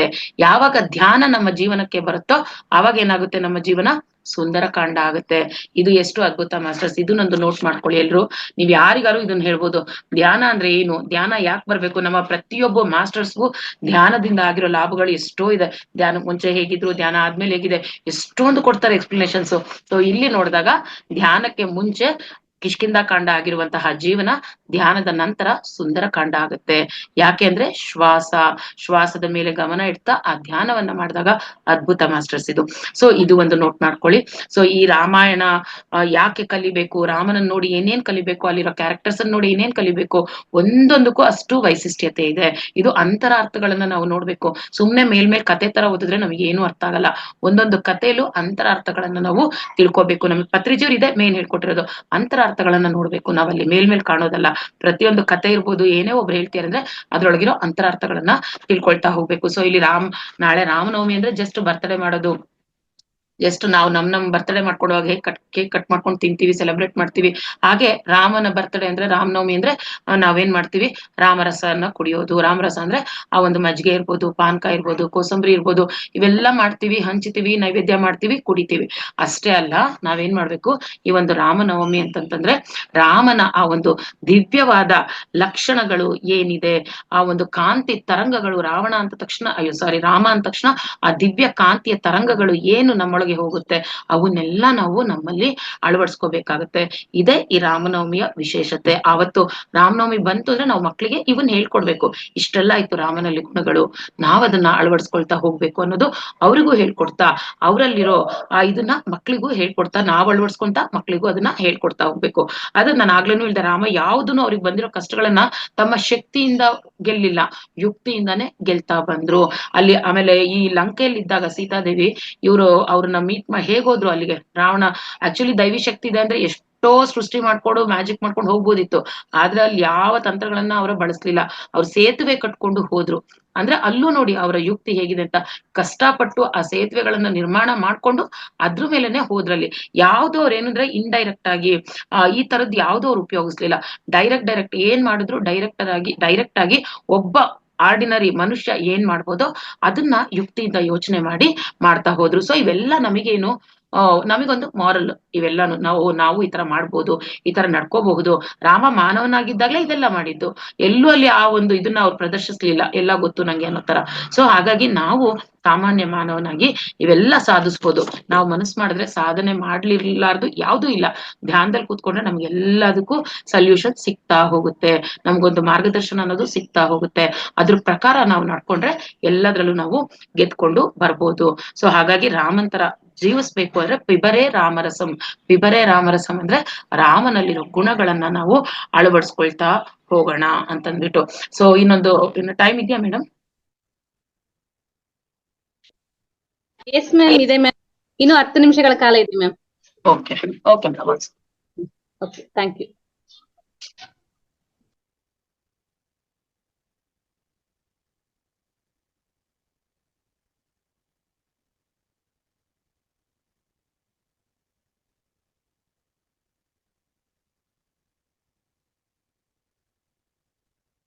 Okay master. ಸೊ ಇಲ್ಲಿ ಇವಾಗ ನಾವು ಇದಿಷ್ಟು ತಿಳ್ಕೊಡ್ಬೇಕು. ಅಲ್ಲಿ ಏನೇನು ಹೆಸರುಗಳಿಂದ ಏನೇನು ಯಾವ ತರ ಅದನ್ನೆಲ್ಲ ತಿಳ್ಕೊಳ್ಳಿ. ಒಂದೊಂದು ಕ್ಯಾರೆಕ್ಟರ್ ಇಂದಾನು ಆ ಹೆಸರಿಂದಾನೇ ನಾವ್ ಎಷ್ಟೊಂದು ಜ್ಞಾನವನ್ನ ಪಡ್ಕೋಬಹುದು ಅಂತ. ಸೊ ಇಲ್ಲಿ ಎಸ್ಪೆಷಲಿ ಇವಾಗ ನೋಡ್ದಾದ್ರೆ ರಾಮನ ಹಿಸ್ಟ್ರಿ ಹೇಗಿತ್ತು, ಚಿಕ್ಕವರಿಂದ ಏನಾಯ್ತು, ಅದು ಜಸ್ಟ್ ಒಂದು ಸ್ವಲ್ಪ 10 ನಿಮಿಷ ಇರೋದ್ರಿಂದ ಬ್ರೀಫ್ ಆಗಿ ನೋಡ್ಕೊಂಡು ಹೋಗೋಣ. ರಾಮ ಚಿಕ್ಕವರಿರುವಾಗ ಅವ್ರಿಗಿನ್ನ ಯುಕ್ತ ವಯಸ್ಸು, ಇನ್ನು ಅವಾಗಿನ ಪಾಪ ಅವರು ಒಂದು ಟೀನೇಜ್ ಬಂದಿರ್ತಾರೆ. ಅಷ್ಟ್ರಲ್ಲೇ ಏನಾಗುತ್ತೆ, ವಿಶ್ವಾಮಿತ್ರರು ಬಂದು ದಶರಥನ ಕೇಳ್ತಾರೆ, ರಾಮ ಲಕ್ಷ್ಮಣನ ನನ್ ಜೊತೆ ಕಳಿಸ್ಕೊಡು ಕಾಡಿಗೆ, ಅಲ್ಲಿ ನನಗೆ ಅವರ ಒಂದು ಸಹಾಯ ಬೇಕಾಗಿದೆ ಅಂತ ಬಂದು ಕೇಳ್ತಾರೆ. ಆದ್ರೆ ಇಲ್ಲಿ ಕೇಳಿದ ತಕ್ಷಣ ದಶರಥಂಗೆ ತುಂಬಾ ಬೇಜಾರಾಗುತ್ತೆ. ಇಷ್ಟು ಚಿಕ್ಕ ಮಕ್ಳನ್ನ ಕಾಡಿಗೆ ಕರ್ಕೊಂಡೋಗಿ ಏನ್ ಮಾಡ್ಬೋದು ಇವ್ರು, ಒಪ್ಪೋದೇ ಇಲ್ಲ ಅವ್ರು. ಫಸ್ಟ್ ಆ ಮಕ್ಳಿಗಿನ್ನ ಏನು ಗೊತ್ತಿಲ್ಲ, ಇನ್ನ ಚಿಕ್ಕ ಮಕ್ಳು, ಅದು ಅಲ್ಲದೆ ಎಷ್ಟೋ ವರ್ಷಗಳಾದ್ಮೇಲೆ ಬೇರೆ ದಶರಥಂಗೆ ಮಕ್ಳಾಗಿರೋದು. ಅವ್ರನ್ನ ಕಳಿಸ್ಬೇಕು, ಪ್ರೀತಿ ಯಾರಿಗಾರು ತಂದೆಗೆ ಮಕ್ಳ ಮೇಲೆ ಪ್ರೀತಿ ಇರುತ್ತಲ್ವಾ, ಇನ್ನ ಅಷ್ಟು ಚಿಕ್ಕ ಮಕ್ಳನ್ನ ಕಾಡಿಗೆ ಕಳಿಸ್ಬೇಕು ಅಂದ್ರೆ ಯಾರು ಒಪ್ಪಲ್ಲ. ಸೊ ಅವ್ರು ಒಪ್ಪಲ್ಲ, ನಾನು ಕಳ್ಸಕ್ಕೆ ಆಗಲ್ಲ ಅಂತ ಹೇಳ್ತಾರೆ. ಆದ್ರೆ ರಾಮನೇ ಬಂದು ಒಪ್ಪಿಸ್ತಾನೆ ತಂದೆ ಹತ್ರ. ಅವ್ರಿಗೆ ಏನು ಭಯ ಇಲ್ಲ. ರಾಮ ಚಿಕ್ಕವರಾದ್ರೂನು ಇನ್ನ ಟೀನೇಜ್ ಅಂದ್ರೆ ಎಷ್ಟು ಹೆದರಲ್ದೇ ಇಲ್ಲ, ಅವ್ರು ಹೆದರಲ್ಲ. ಆದ್ರೂ ತಂದೆನ ಬಂದು ಅದೇ ಧೈರ್ಯದಿಂದ ಅವ್ರಿಗೆ ಒಪ್ಪಿಸ್ತಾರೆ. ಆ ಧೈರ್ಯ ಏನಿದೆ ಅಲ್ಲ, ಚಿಕ್ಕವನಿಂದಾನು ರಾಮಂಗೆ ಆ ಧೈರ್ಯ ಇತ್ತು. ಸೊ ಬಂದು ಧೈರ್ಯದಿಂದ ಅವರು ದಶರಥನ ನಿಧಾನಕ್ಕೆ ಒಪ್ಪಿಸ್ತಾರೆ. ಏನಾಗಲ್ಲ, ನಾನು ಹೋಗ್ ಬರ್ತೀನಿ. ವಿಶ್ವಾಮಿತ್ರ ಋಷಿಗಳ ಜೊತೆಲಿ ಇದ್ದೇ ಇರ್ತಾರೆ ಗೈಡೆನ್ಸ್ಗೆ, ಮತ್ತೆ ಜೊತೆಲಿ ಲಕ್ಷ್ಮಣ ಇರ್ತಾರೆ. ಸೊ ಹಾಗಾಗಿ ನೀನೇನು ಹೆದರುವಂತದಿಲ್ಲ, ನಾವಿಬ್ರು ಹೋಗ್ ಬರ್ತೀವಿ. ಅದು ಅಲ್ಲದೆ ಕಲಿಬೇಕು ಅಂತಂದಾಗ ನಾನು ಆಗ್ಲೇ ಹೇಳ್ದೆ, ಕಂಫರ್ಟ್ ಝೋನ್ ಇಂದ ಆಚೆ ಹೋದ್ರೇನೆ ಕಲಿಯಕ್ಕೆ ಸಾಧ್ಯ. ಸೊ ಆಗಲೇ ರಾಮಂಗೆ ಆ ಒಂದು ವ್ಯೂ ಇತ್ತು, ಆಚೆ ಹೋದ್ರೆ ಸಾಕಷ್ಟು ಕಲಿತೀವಿ, ನಾವಿನ್ನ ಮನೆ ಬಿಟ್ಟು ಹೋದ್ರೆ ಕಲಿತೀವಿ ನಾವು, ಹಾಗಾಗಿ ನಮ್ಮನ್ನ ಕಳಿಸ್ಕೊಡಿ ಅಂತ ರಿಕ್ವೆಸ್ಟ್ ಮಾಡ್ಕೊಂಡು ಅವ್ರ ತಂದೆನ ಕೇಳ್ಕೊಂಡು ಪರ್ಮಿಷನ್ ತಗೊಂಡು ವಿಶ್ವಾಮಿತ್ರರ ಜೊತೆ ಹೋಗ್ತಾರೆ ಆಚೆ. ಅಲ್ಲಿ ಹೋದ್ಮೇಲೆ ಎಷ್ಟೋ ಪರಿಸ್ಥಿತಿಗಳನ್ನ ಎದುರಿಸ್ಬೇಕಾಗುತ್ತೆ. ತಾಟಕಿ ಅದು ಒಂದೊಂದೇ ಇದೆ ಸಾಕಷ್ಟು, ಇದ್ರಲ್ಲಿ ಮೇನ್ ಸ್ವಲ್ಪ ಹೇಳ್ತೀನಿ. ಅಲ್ಲಿ ಒಂದ್ ಕಡೆ ತಾಟಕಿ ಎದುರಾಗ್ತಾಳೆ. ಆ ಋಷಿ ಮುನಿಗಳಿಗೆಲ್ಲ ತುಂಬಾ ತೊಂದರೆ ಕೊಡ್ತಾ ಇರ್ತಾಳೆ. ತಾಟಕಿ ತಪಸ್ಗಳು ಮಾಡಕ್ ಬಿಡ್ತಾ ಇರಲ್ಲ. ಸೊ ವಿಶ್ವಾಮಿತ್ರರು ಹೇಳ್ತಾರೆ, ಏನಾರು ಮಾಡಿ ಆ ತಾಟಕಿನ ನೀವು ಸಂಹಾರ ಮಾಡ್ಬೇಕು ಅಂತ ಹೇಳ್ತಾರೆ.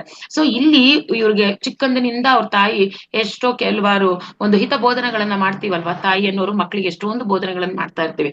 ಅದ್ರಲ್ಲಿ ಒಂದು ವಿಚಾರ ಅವಳು ಹೇಳಿರ್ತಾಳೆ ಮಗಂಗೆ, ಯಾವುದೇ ಕಾರಣಕ್ಕೂ ನೀನು ಎಲ್ಲೇ ಯುದ್ಧ ಮಾಡು, ರಾಜವಂಶರು ಗೊತ್ತು, ಯುದ್ಧ ಅನ್ನೋ ತಪ್ಪಿದ್ದಲ್ಲ, ಯುದ್ಧಗಳು ನಡೀತಾನೆ ಇರುತ್ತೆ.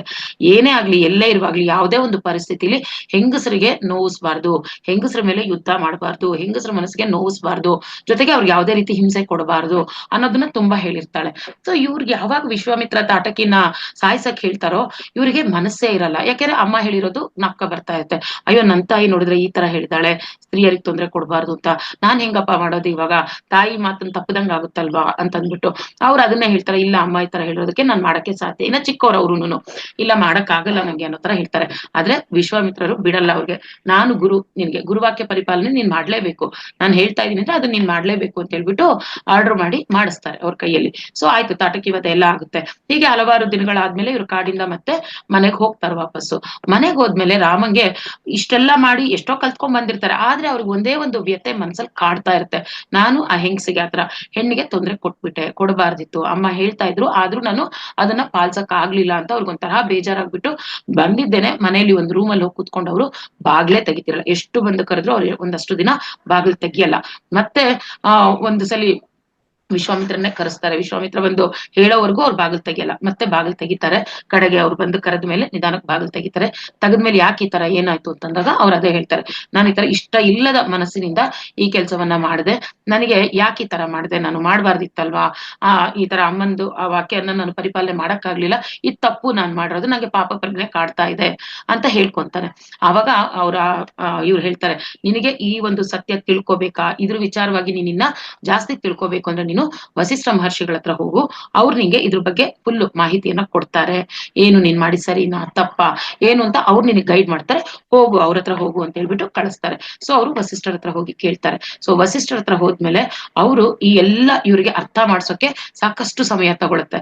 ಅಲ್ಲಿ ಯೋಗ ವಾಸಿಷ್ಠ ಅಂತ ನಡೆಯುತ್ತೆ. ಅವರಿಬ್ರು ಮಧ್ಯದಲ್ಲಿ ನಡೆದಿರೋ ಸಂವಾದ ಹೇಗೆ ಈ ಒಂದು ಭಗವದ್ಗೀತೆ ನಡೆಯುತ್ತಲ್ಲ ಕೃಷ್ಣಗೆ ಅರ್ಜುನ ಮಧ್ಯದಲ್ಲಿ, ಅದೇ ತರ ಇಲ್ಲಿ ಸಹ ವಸಿಷ್ಠರು ರಾಮನಿಗೆ ಈ ಎಲ್ಲ ಜ್ಞಾನವನ್ನ ಅಂದ್ರೆ ಅಲ್ಲಿ ಇವ್ರು ಮಾಡಿದ ತಪ್ಪಲ್ಲ, ಆತರ ಎಷ್ಟೋ ವಿಚಾರಗಳನ್ನ ಅವರು ಹೇಳ್ತಾ ಬರಕ್ಕೆ ಯೋಗ ವಾಸಿಷ್ಠ್ಯದಲ್ಲಿ ಸುಮಾರು 30,000 ಶ್ಲೋಕಗಳಿತ್ತಂತೆ. ಅಷ್ಟು ಎಲ್ಲ ಆ ಶ್ಲೋಕಗಳ ಮೂಲಕ ಇಲ್ಲಿ ರಾಮನಿಗೆ ತಿಳಿಸ್ತಾರೆ ಯಾವ್ದು ತಪ್ಪು ಯಾವುದು ಸರಿ, ಈ ಎಲ್ಲ ಜ್ಞಾನವನ್ನ ಕೊಡ್ತಾರೆ. ಅಂದ್ರೆ ಆ ಪ್ರಶ್ನೆ ಅನ್ನೋ ಗುಣ ಮಕ್ಳಿಗೆ ನೀವು ನೋಡ್ಬೋದು, ಚಿಕ್ಕ ಮಕ್ಳಿಗೆ ತುಂಬಾ ಪ್ರಶ್ನೆ ಹಾಕೋ ಇದಿರುತ್ತೆ, ಬುದ್ಧಿ ಇರುತ್ತೆ. ಏನೇ ನಾವು ಒಂದ್ ಚಿಕ್ಕದಳಿದ್ರೆ ಅಲ್ಲಿ ಪ್ರಶ್ನೆಗಳು ಜಾಸ್ತಿ ಅವ್ರಿಗೆ ಉದ್ಭವಿಸ್ತಿರುತ್ತೆ. ನಾವು ಕೆಲವು ಹೇಳ್ತೀವಿ, ಕೆಲವು ಗೊತ್ತಿಲ್ದಿದ್ರೆ ನೋಡ್ ಹೇಳ್ತೀವಿ ಅಂತಾನು ಹೇಳಲ್ಲ. ನಮ್ಮ ಬುದ್ಧಿಗೆ ಏನ್ ಸಿಗುತ್ತೋ ಅದನ್ನ ಸ್ವಲ್ಪ ಹೇಳ್ಕೊಂಡು ಕೆಲವು ಸರಿ ತಪ್ಪು ದಾರಿಲೂ ಹೋಗಕ್ಕೂ ಸಾಧ್ಯ ಆಗುತ್ತೆ. ಏನೋ ಹೇಳ್ತೀವಿ, ಅದ್ರ ಬದಲು ನಾವೇನ್ ಹೇಳ್ಬೇಕು ಗೊತ್ತಿಲ್ಲ ಅಂದ್ರೆ ತಿಳ್ಕೊಂಡ್ ಹೇಳ್ತೀನಿ, ಅಥವಾ ತಿಳ್ಕೊಂಡಿರೋರ್ ಹತ್ರ ಹೋಗಿ ಕಲ್ತ್ಕೋ. ಇಲ್ಲಿ ಒಂದ್ ನೋಡಿ, ವಸಿಷ್ಠರ ಹತ್ರ ಹೋಗಿ ಕೇಳು, ಅಲ್ಲೂ ಕಲಿ ಅಂದಾಗ ಅಲ್ಲಿ ನಾವೇನ್ ಅನ್ಕೋಬೇಕು, ನಮಗೆ ಗೊತ್ತಿಲ್ದಿರೋದ್ ಏನಾದ್ರು ಇದ್ದಾಗ ನಮ್ ಮಕ್ಳು ನಮ್ಮನ್ ಕೇಳಿದಾಗ ಯಾರಿಗ ಆ ವಿಷಯದ ಬಗ್ಗೆ ಗೊತ್ತೋ ಅವ್ರ ಹತ್ರ ಕಳಿಸ್ಬೇಕು, ಅಲ್ಲಿ ಹೋಗಿ ತಿಳ್ಕೊಂಬ ಅಂತ ಹೇಳ್ಬೇಕು. ಮತ್ತೆ ಆ ಪ್ರಶ್ನೆ ಕೇಳೋ ಬುದ್ಧಿ ಏನಿದೆ ಅದು ರಾಮನ್ಗೂ ಇತ್ತು, ಎಲ್ರಿಗೂ ಇರುತ್ತೆ ಅದು, ಮಕ್ಳೆಲ್ಲರಿಗೂ. ಸೊ ಯಾರನ್ನೂ ಅವಾಯ್ಡ್ ಮಾಡ್ಬೇಡಿ, 3 ಹೊತ್ತು ಪ್ರಶ್ನೆನೇ ಒಂದು ಅಂತ ಅವಾಯ್ಡ್ ಮಾಡ್ಬಾರ್ದು. ಏನ್ ತಿಳ್ಕೊಬೇಕು ಅಂತ ಆ ಮಕ್ಳು ಅನ್ಕೊಂಡಿರ್ತಾರೋ ಅದನ್ನ ನಾವು ಅವ್ರಿಗೆ ಹೇಳ್ಬೇಕು, ಕ್ಲಾರಿಫೈ ಮಾಡ್ಬೇಕಾಗುತ್ತೆ. ಸೊ ಇದು ಒಂದು ನಾವು ಅಳವಡಿಸ್ಕೋಬೇಕಂದ್ರೆ ನಮಗೆ ಗೊತ್ತಿಲ್ದಿರೋ ವಿಷಯನ ಕೇಳಿ ತಿಳ್ಕೊಳ್ಳೋದ್ರಲ್ಲಿ ಯಾವುದೇ ರೀತಿ ಅವಮಾನ ಇಲ್ಲ. ಇದನ್ನ ಈ ಬುದ್ಧಿ ಇಲ್ಲಿ ರಾಮನಿಂದ ಕಲಿಬಹುದು.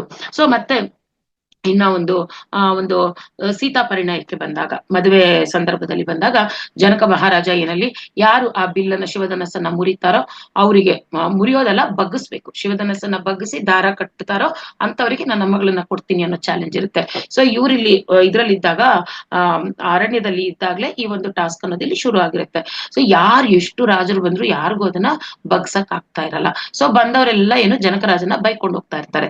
ಇವ್ರು ಸುಮ್ನೆ ನಮ್ಮನ್ನ ಯಾಮಾರಿಸ್ತಿದಾರಷ್ಟೇ, ಇದ್ ಯಾರ ಕೈಯಿಂದನೂ ಆಗಲ್ಲ, ಸುಮ್ನೆ ನಮ್ಗೆಲ್ಲ ಕರೆದು ಅವಮಾನ ಮಾಡ್ತಾ ಇದಾರೆ ಅಷ್ಟೇ ಅಂತ ಎಲ್ರು ಮಾತಾಡ್ಕೊಂಡು ಹೋಗ್ತಾ ಇರ್ತಾರೆ. ಯಾಕಂದ್ರೆ ರಾವಣಂಗೂ ಆಗಲ್ಲ. ಸೊ ಹಾಗಾಗಿ ಎಲ್ರು ಬೈಕೊಂಡು ಹೋಗ್ತಾ ಇರ್ತಾರೆ. ಇದು ವಿಶ್ವಾಮಿತ್ರ ಎಲ್ಲ ಕೇಳಿಸ್ಕೊಂತಾನೆ. ಇದನ್ನೆಲ್ಲ ಕೇಳಿಸ್ಕೊಂಡು ಅವ್ರಿಗೆ ಅನ್ಸುತ್ತೆ, ಯಾಕೆ ಈ ತರ ಜನಕರಾಜನ್ ಮೇಲೆ ಸುಮ್ನೆ ಅಂತ ಇದಾರಲ್ವಾ, ಇದು ಅಲ್ಲ, ಇದು ಸರಿ, ತೋರ್ಸ್ಕೋಬೇಕು, ಅವ್ರು ಹೇಳಿರೋದು ನಿಜ ಅಂತ ನಾವು ತೋರ್ಸ್ಬೇಕು, ಪ್ರೂವ್ ಮಾಡ್ಬೇಕು ಅಂತ. ಆಕ್ಚುಲಿ ರಾಮನ್ಗಲ್ಲಿ ಮದ್ವೆ ಆಗೋ ಉದ್ದೇಶ ಇರಲ್ಲ, ಆ ಟೈಮಲ್ಲಿ ಮದ್ವೆ ಮಾಡ್ಕೊಳ್ಬೇಕಂತನೂ ಇರಲ್ಲ. ವಿಶ್ವಾಮಿತ್ರರಿಗೂ ಇಲ್ಲ ಅವ್ರನ್ನ ಮದ್ವೆ ಮಾಡಿಸ್ಬೇಕು ಅನ್ನೋದಿರಲ್ಲ.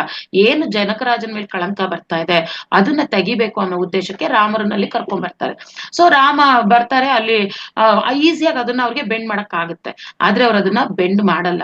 ಬೆಂಡ್ ಮಾಡೋ ಬದಲು ಕಟ್ ಮಾಡಿನೇ ಎಸೆದು ಬಿಡ್ತಾರೆ ಅವ್ರು ಅದನ್ನ. ಯಾಕೆ ಬೆಂಡ್ ಮಾಡದೆ ಕಟ್ ಮಾಡ್ಬಿಟ್ರು ಅಂತಂತಂದ್ರೆ, ಅವ್ರಿಗೆ ಯಾವತ್ತೂ ಒಂದು ಹೆಣ್ಣಿಗೆ ಈ ತರ ಒಂದು ಪರೀಕ್ಷೆ ಇಡೋದು ಅವ್ರಿಗೆ ಇಷ್ಟ ಆಗಲ್ಲ. ಒಂದು ಹೆಣ್ಣಿಗೋಸ್ಕರ ಅದೊಂದು ವ್ಯಾಪಾರದ ವಸ್ತು ಅಲ್ಲ. ಅಂದ್ರೆ ಇದನ್ನ ಬಗ್ಗಿಸ್ದವ್ರಿಗೇನೆ ಅವ್ರಿಗೆ ಕೊಟ್ಟು ಮದ್ವೆ ಮಾಡ್ತೀನಿ ಅಂದ್ರೆ ಅವಳಿಗೆ ಅವ್ರ ಇಷ್ಟನ ಇಲ್ವಾ ಗೊತ್ತಿಲ್ಲ, ಜಸ್ಟ್ ಬಗ್ಸಿದಾನೆ ಅಂತ ಮಾತ್ರಕ್ಕೆ ಅವಳಿಗೆ ಆತರ ಕೊಟ್ಟು ಮದ್ವೆ ಮಾಡಬಾರ್ದು, ಅವಳ ಇಷ್ಟಗಳನ್ನ ತಿಳ್ಕೋಬೇಕು ಅಂತ ಹೇಳ್ಬಿಟ್ಟು ಅವ್ರೇನ್ ಮಾಡ್ತಾರೆ, ಬಗ್ಗಸಲ ಕಟ್ ಮಾಡಿ ಮುರಿದ್ ಬಿಡ್ತಾರೆ. ಅದನ್ನ ಮುರಿದ ಮೇಲೆ ಎಲ್ರು ಅಂತಾರೆ, ಇವನೇ ತಕ್ಕ ಗಂಡ, ಸೀತೆ ಇವ್ರನ್ನೇ ಮದ್ವೆ ಆಗ್ಬೇಕು ಅಂತ. ಆದ್ರೆ ಇವ್ರು ಒಂದೇ ಒಂದ್ ಮಾತು ಹೇಳ್ತಾರೆ, ನಾನ್ ಖಂಡಿತ ಅವಳ ಪರ್ಮಿಷನ್ ಇಲ್ದೆ ನಾನು ಮದ್ವೆ ಆಗಲ್ಲ, ಅವಳು ಸಂಪೂರ್ಣವಾದ ಮನಸ್ಸಿನಿಂದ ಅವಳು ಒಪ್ಪಿದ್ರೆ ಮಾತ್ರ ನಾನ್ ಮದ್ವೆ ಆಗ್ತೀನಿ ಅಂತ ಹೇಳ್ಬಿಟ್ಟು ಅವಳು ಒಪ್ಪಿಗೆ ತಗೊಂಡ ಮೇಲೆನೆ ಇವ್ರು ಮದ್ವೆ ಆಗ್ತಾರೆ. ಅಂದ್ರೆ ಅಲ್ಲಿ ನೋಡಿ ಎಷ್ಟು ಒಳ್ಳೆ ಗುಣ ಇದೆ ಅದು. ಸೊ ಆ ಒಂದು ರೂಲ್ಸ್ ಏನೇ ಇರ್ಬೋದು, ಆದ್ರೂ ಅವರು ರೂಲ್ಸ್ ಪ್ರಕಾರ ಹೋಗ್ಲಿಲ್ಲ. ತನ್ನ ಸೀತೆಯ ಇಷ್ಟವನ್ನ ತಿಳ್ಕೊಂಡು, ಒಂದು ಹುಡುಗಿ ಮನಸ್ಸಲ್ಲಿ ಏನಿದೆ ಅದನ್ನ ತಿಳ್ಕೊಂಡು, ಅದ್ ಯಾವ್ದು ಒನ್ ವೇ ಆಗ್ಬಾರ್ದು. ಸೊ ಅವಳ ಮನ್ಸಲ್ಲಿ ಏನಿದೆ ತಿಳ್ಕೊಂಡು, ನೋಡಿ ಯಾವ ಕಾಲ ಅದು, ಆಗ್ಲೇನೆ ಅವರು ಅವಳ ಜೊತೆ ಅವಳು ಒಪ್ಪಿಗೆ ಕೇಳ್ಕೊಂಡು ಮದ್ವೆ ಆಗ್ತಾರೆ. ಸೊ ಹಾಗಾಗಿ ಇದು ಒಂದೊಂದು ನೋಡ್ತಾ ಹೋಗ್ತಾ ಇದ್ರೆ ಸಾಕಷ್ಟು ನಾವು ರಾಮಾಯಣದಲ್ಲಿ ತಿಳ್ಕೊಳ್ಳೋದಿದೆ. ಪಟ್ಟಾಭಿಷೇಕದ ಟೈಮಲ್ಲೂ ಅಷ್ಟೇ, 14 ವರ್ಷ ಇನ್ನೇನ್ ಪಟ್ಟಾಭಿಷೇಕ ನಾಳೆ ಅಂದಾಗ ಇವತ್ತು ಬಂದು ನೀನ್ ವನವಾಸಕ್ಕೆ ಹೋಗ್ಬೇಕು ಅಂತಂದ್ರೆ ಹೇಗಿರುತ್ತೆ ಇದು. ಆದ್ರೆ ಅವ್ರು ಯಾವತ್ತೂ ಅದರಿಂದ ಅಚಲಿತರಾಗ್ಲಿಲ್ಲ. ಅಪ್ಪ ಹೇಳಿದ್ರು ನಾ ಹೋಗ್ತಾ ಇದೀನಿ, ಪಿತೃವಾಕ್ಯ ಪರಿಪಾಲನೆ ಅಷ್ಟೇನೆ. ಅದಕ್ಕೂ ಹೊರಟ್ರು. ಅವ್ರು ಹೋದಾಗ ಸೀತಾದೇವಿ ಅವ್ರ ಜೊತೆ ಬಂದ್ರು, ಲಕ್ಷ್ಮಣ ಅವ್ರ ಜೊತೆ ಬಂದ್ರು. ಸೊ ಎಲ್ಲ ಅವ್ರು 3 ಜನನು ಅಲ್ಲಿ ಹೋಗಿ ಅರಣ್ಯದಲ್ಲಿ ಸಾಕಷ್ಟು ವಿದ್ಯೆಗಳನ್ನ ಕಲ್ತ್ಕೊಂಡು ಎಷ್ಟೋ ಜ್ಞಾನವನ್ನ ಪಡ್ಕೊಂಡ್ ಬರ್ತಾರೆ. ಅಲ್ಲಿ ಹೋದಾಗ ಸಾಕಷ್ಟು ಕಥೆಗಳು, ಸಬ್ ಸ್ಟೋರೀಸ್ ಎಷ್ಟೊಂದಿದೆ. ಒಂದೊಂದು ಸ್ಟೋರಿಯಿಂದನೂ ನಾವು ತಿಳ್ಕೊಳ್ಳೋದು ಅದ್ಭುತವಾಗಿದೆ ರಾಮಾಯಣದಲ್ಲಿ. ಸುಗ್ರೀವ ವಾಲಿ ಕೇಳಿರ್ಬೋದು ನೀವು. ಸುಗ್ರೀವ ವಾಲಿ ಯುದ್ಧ ನಡೆಯುವಾಗ ವಾಲಿ ಮೋಸ ಮಾಡಿರ್ತಾನೆ ಸುಗ್ರೀವಂಗೆ ಅಂತ.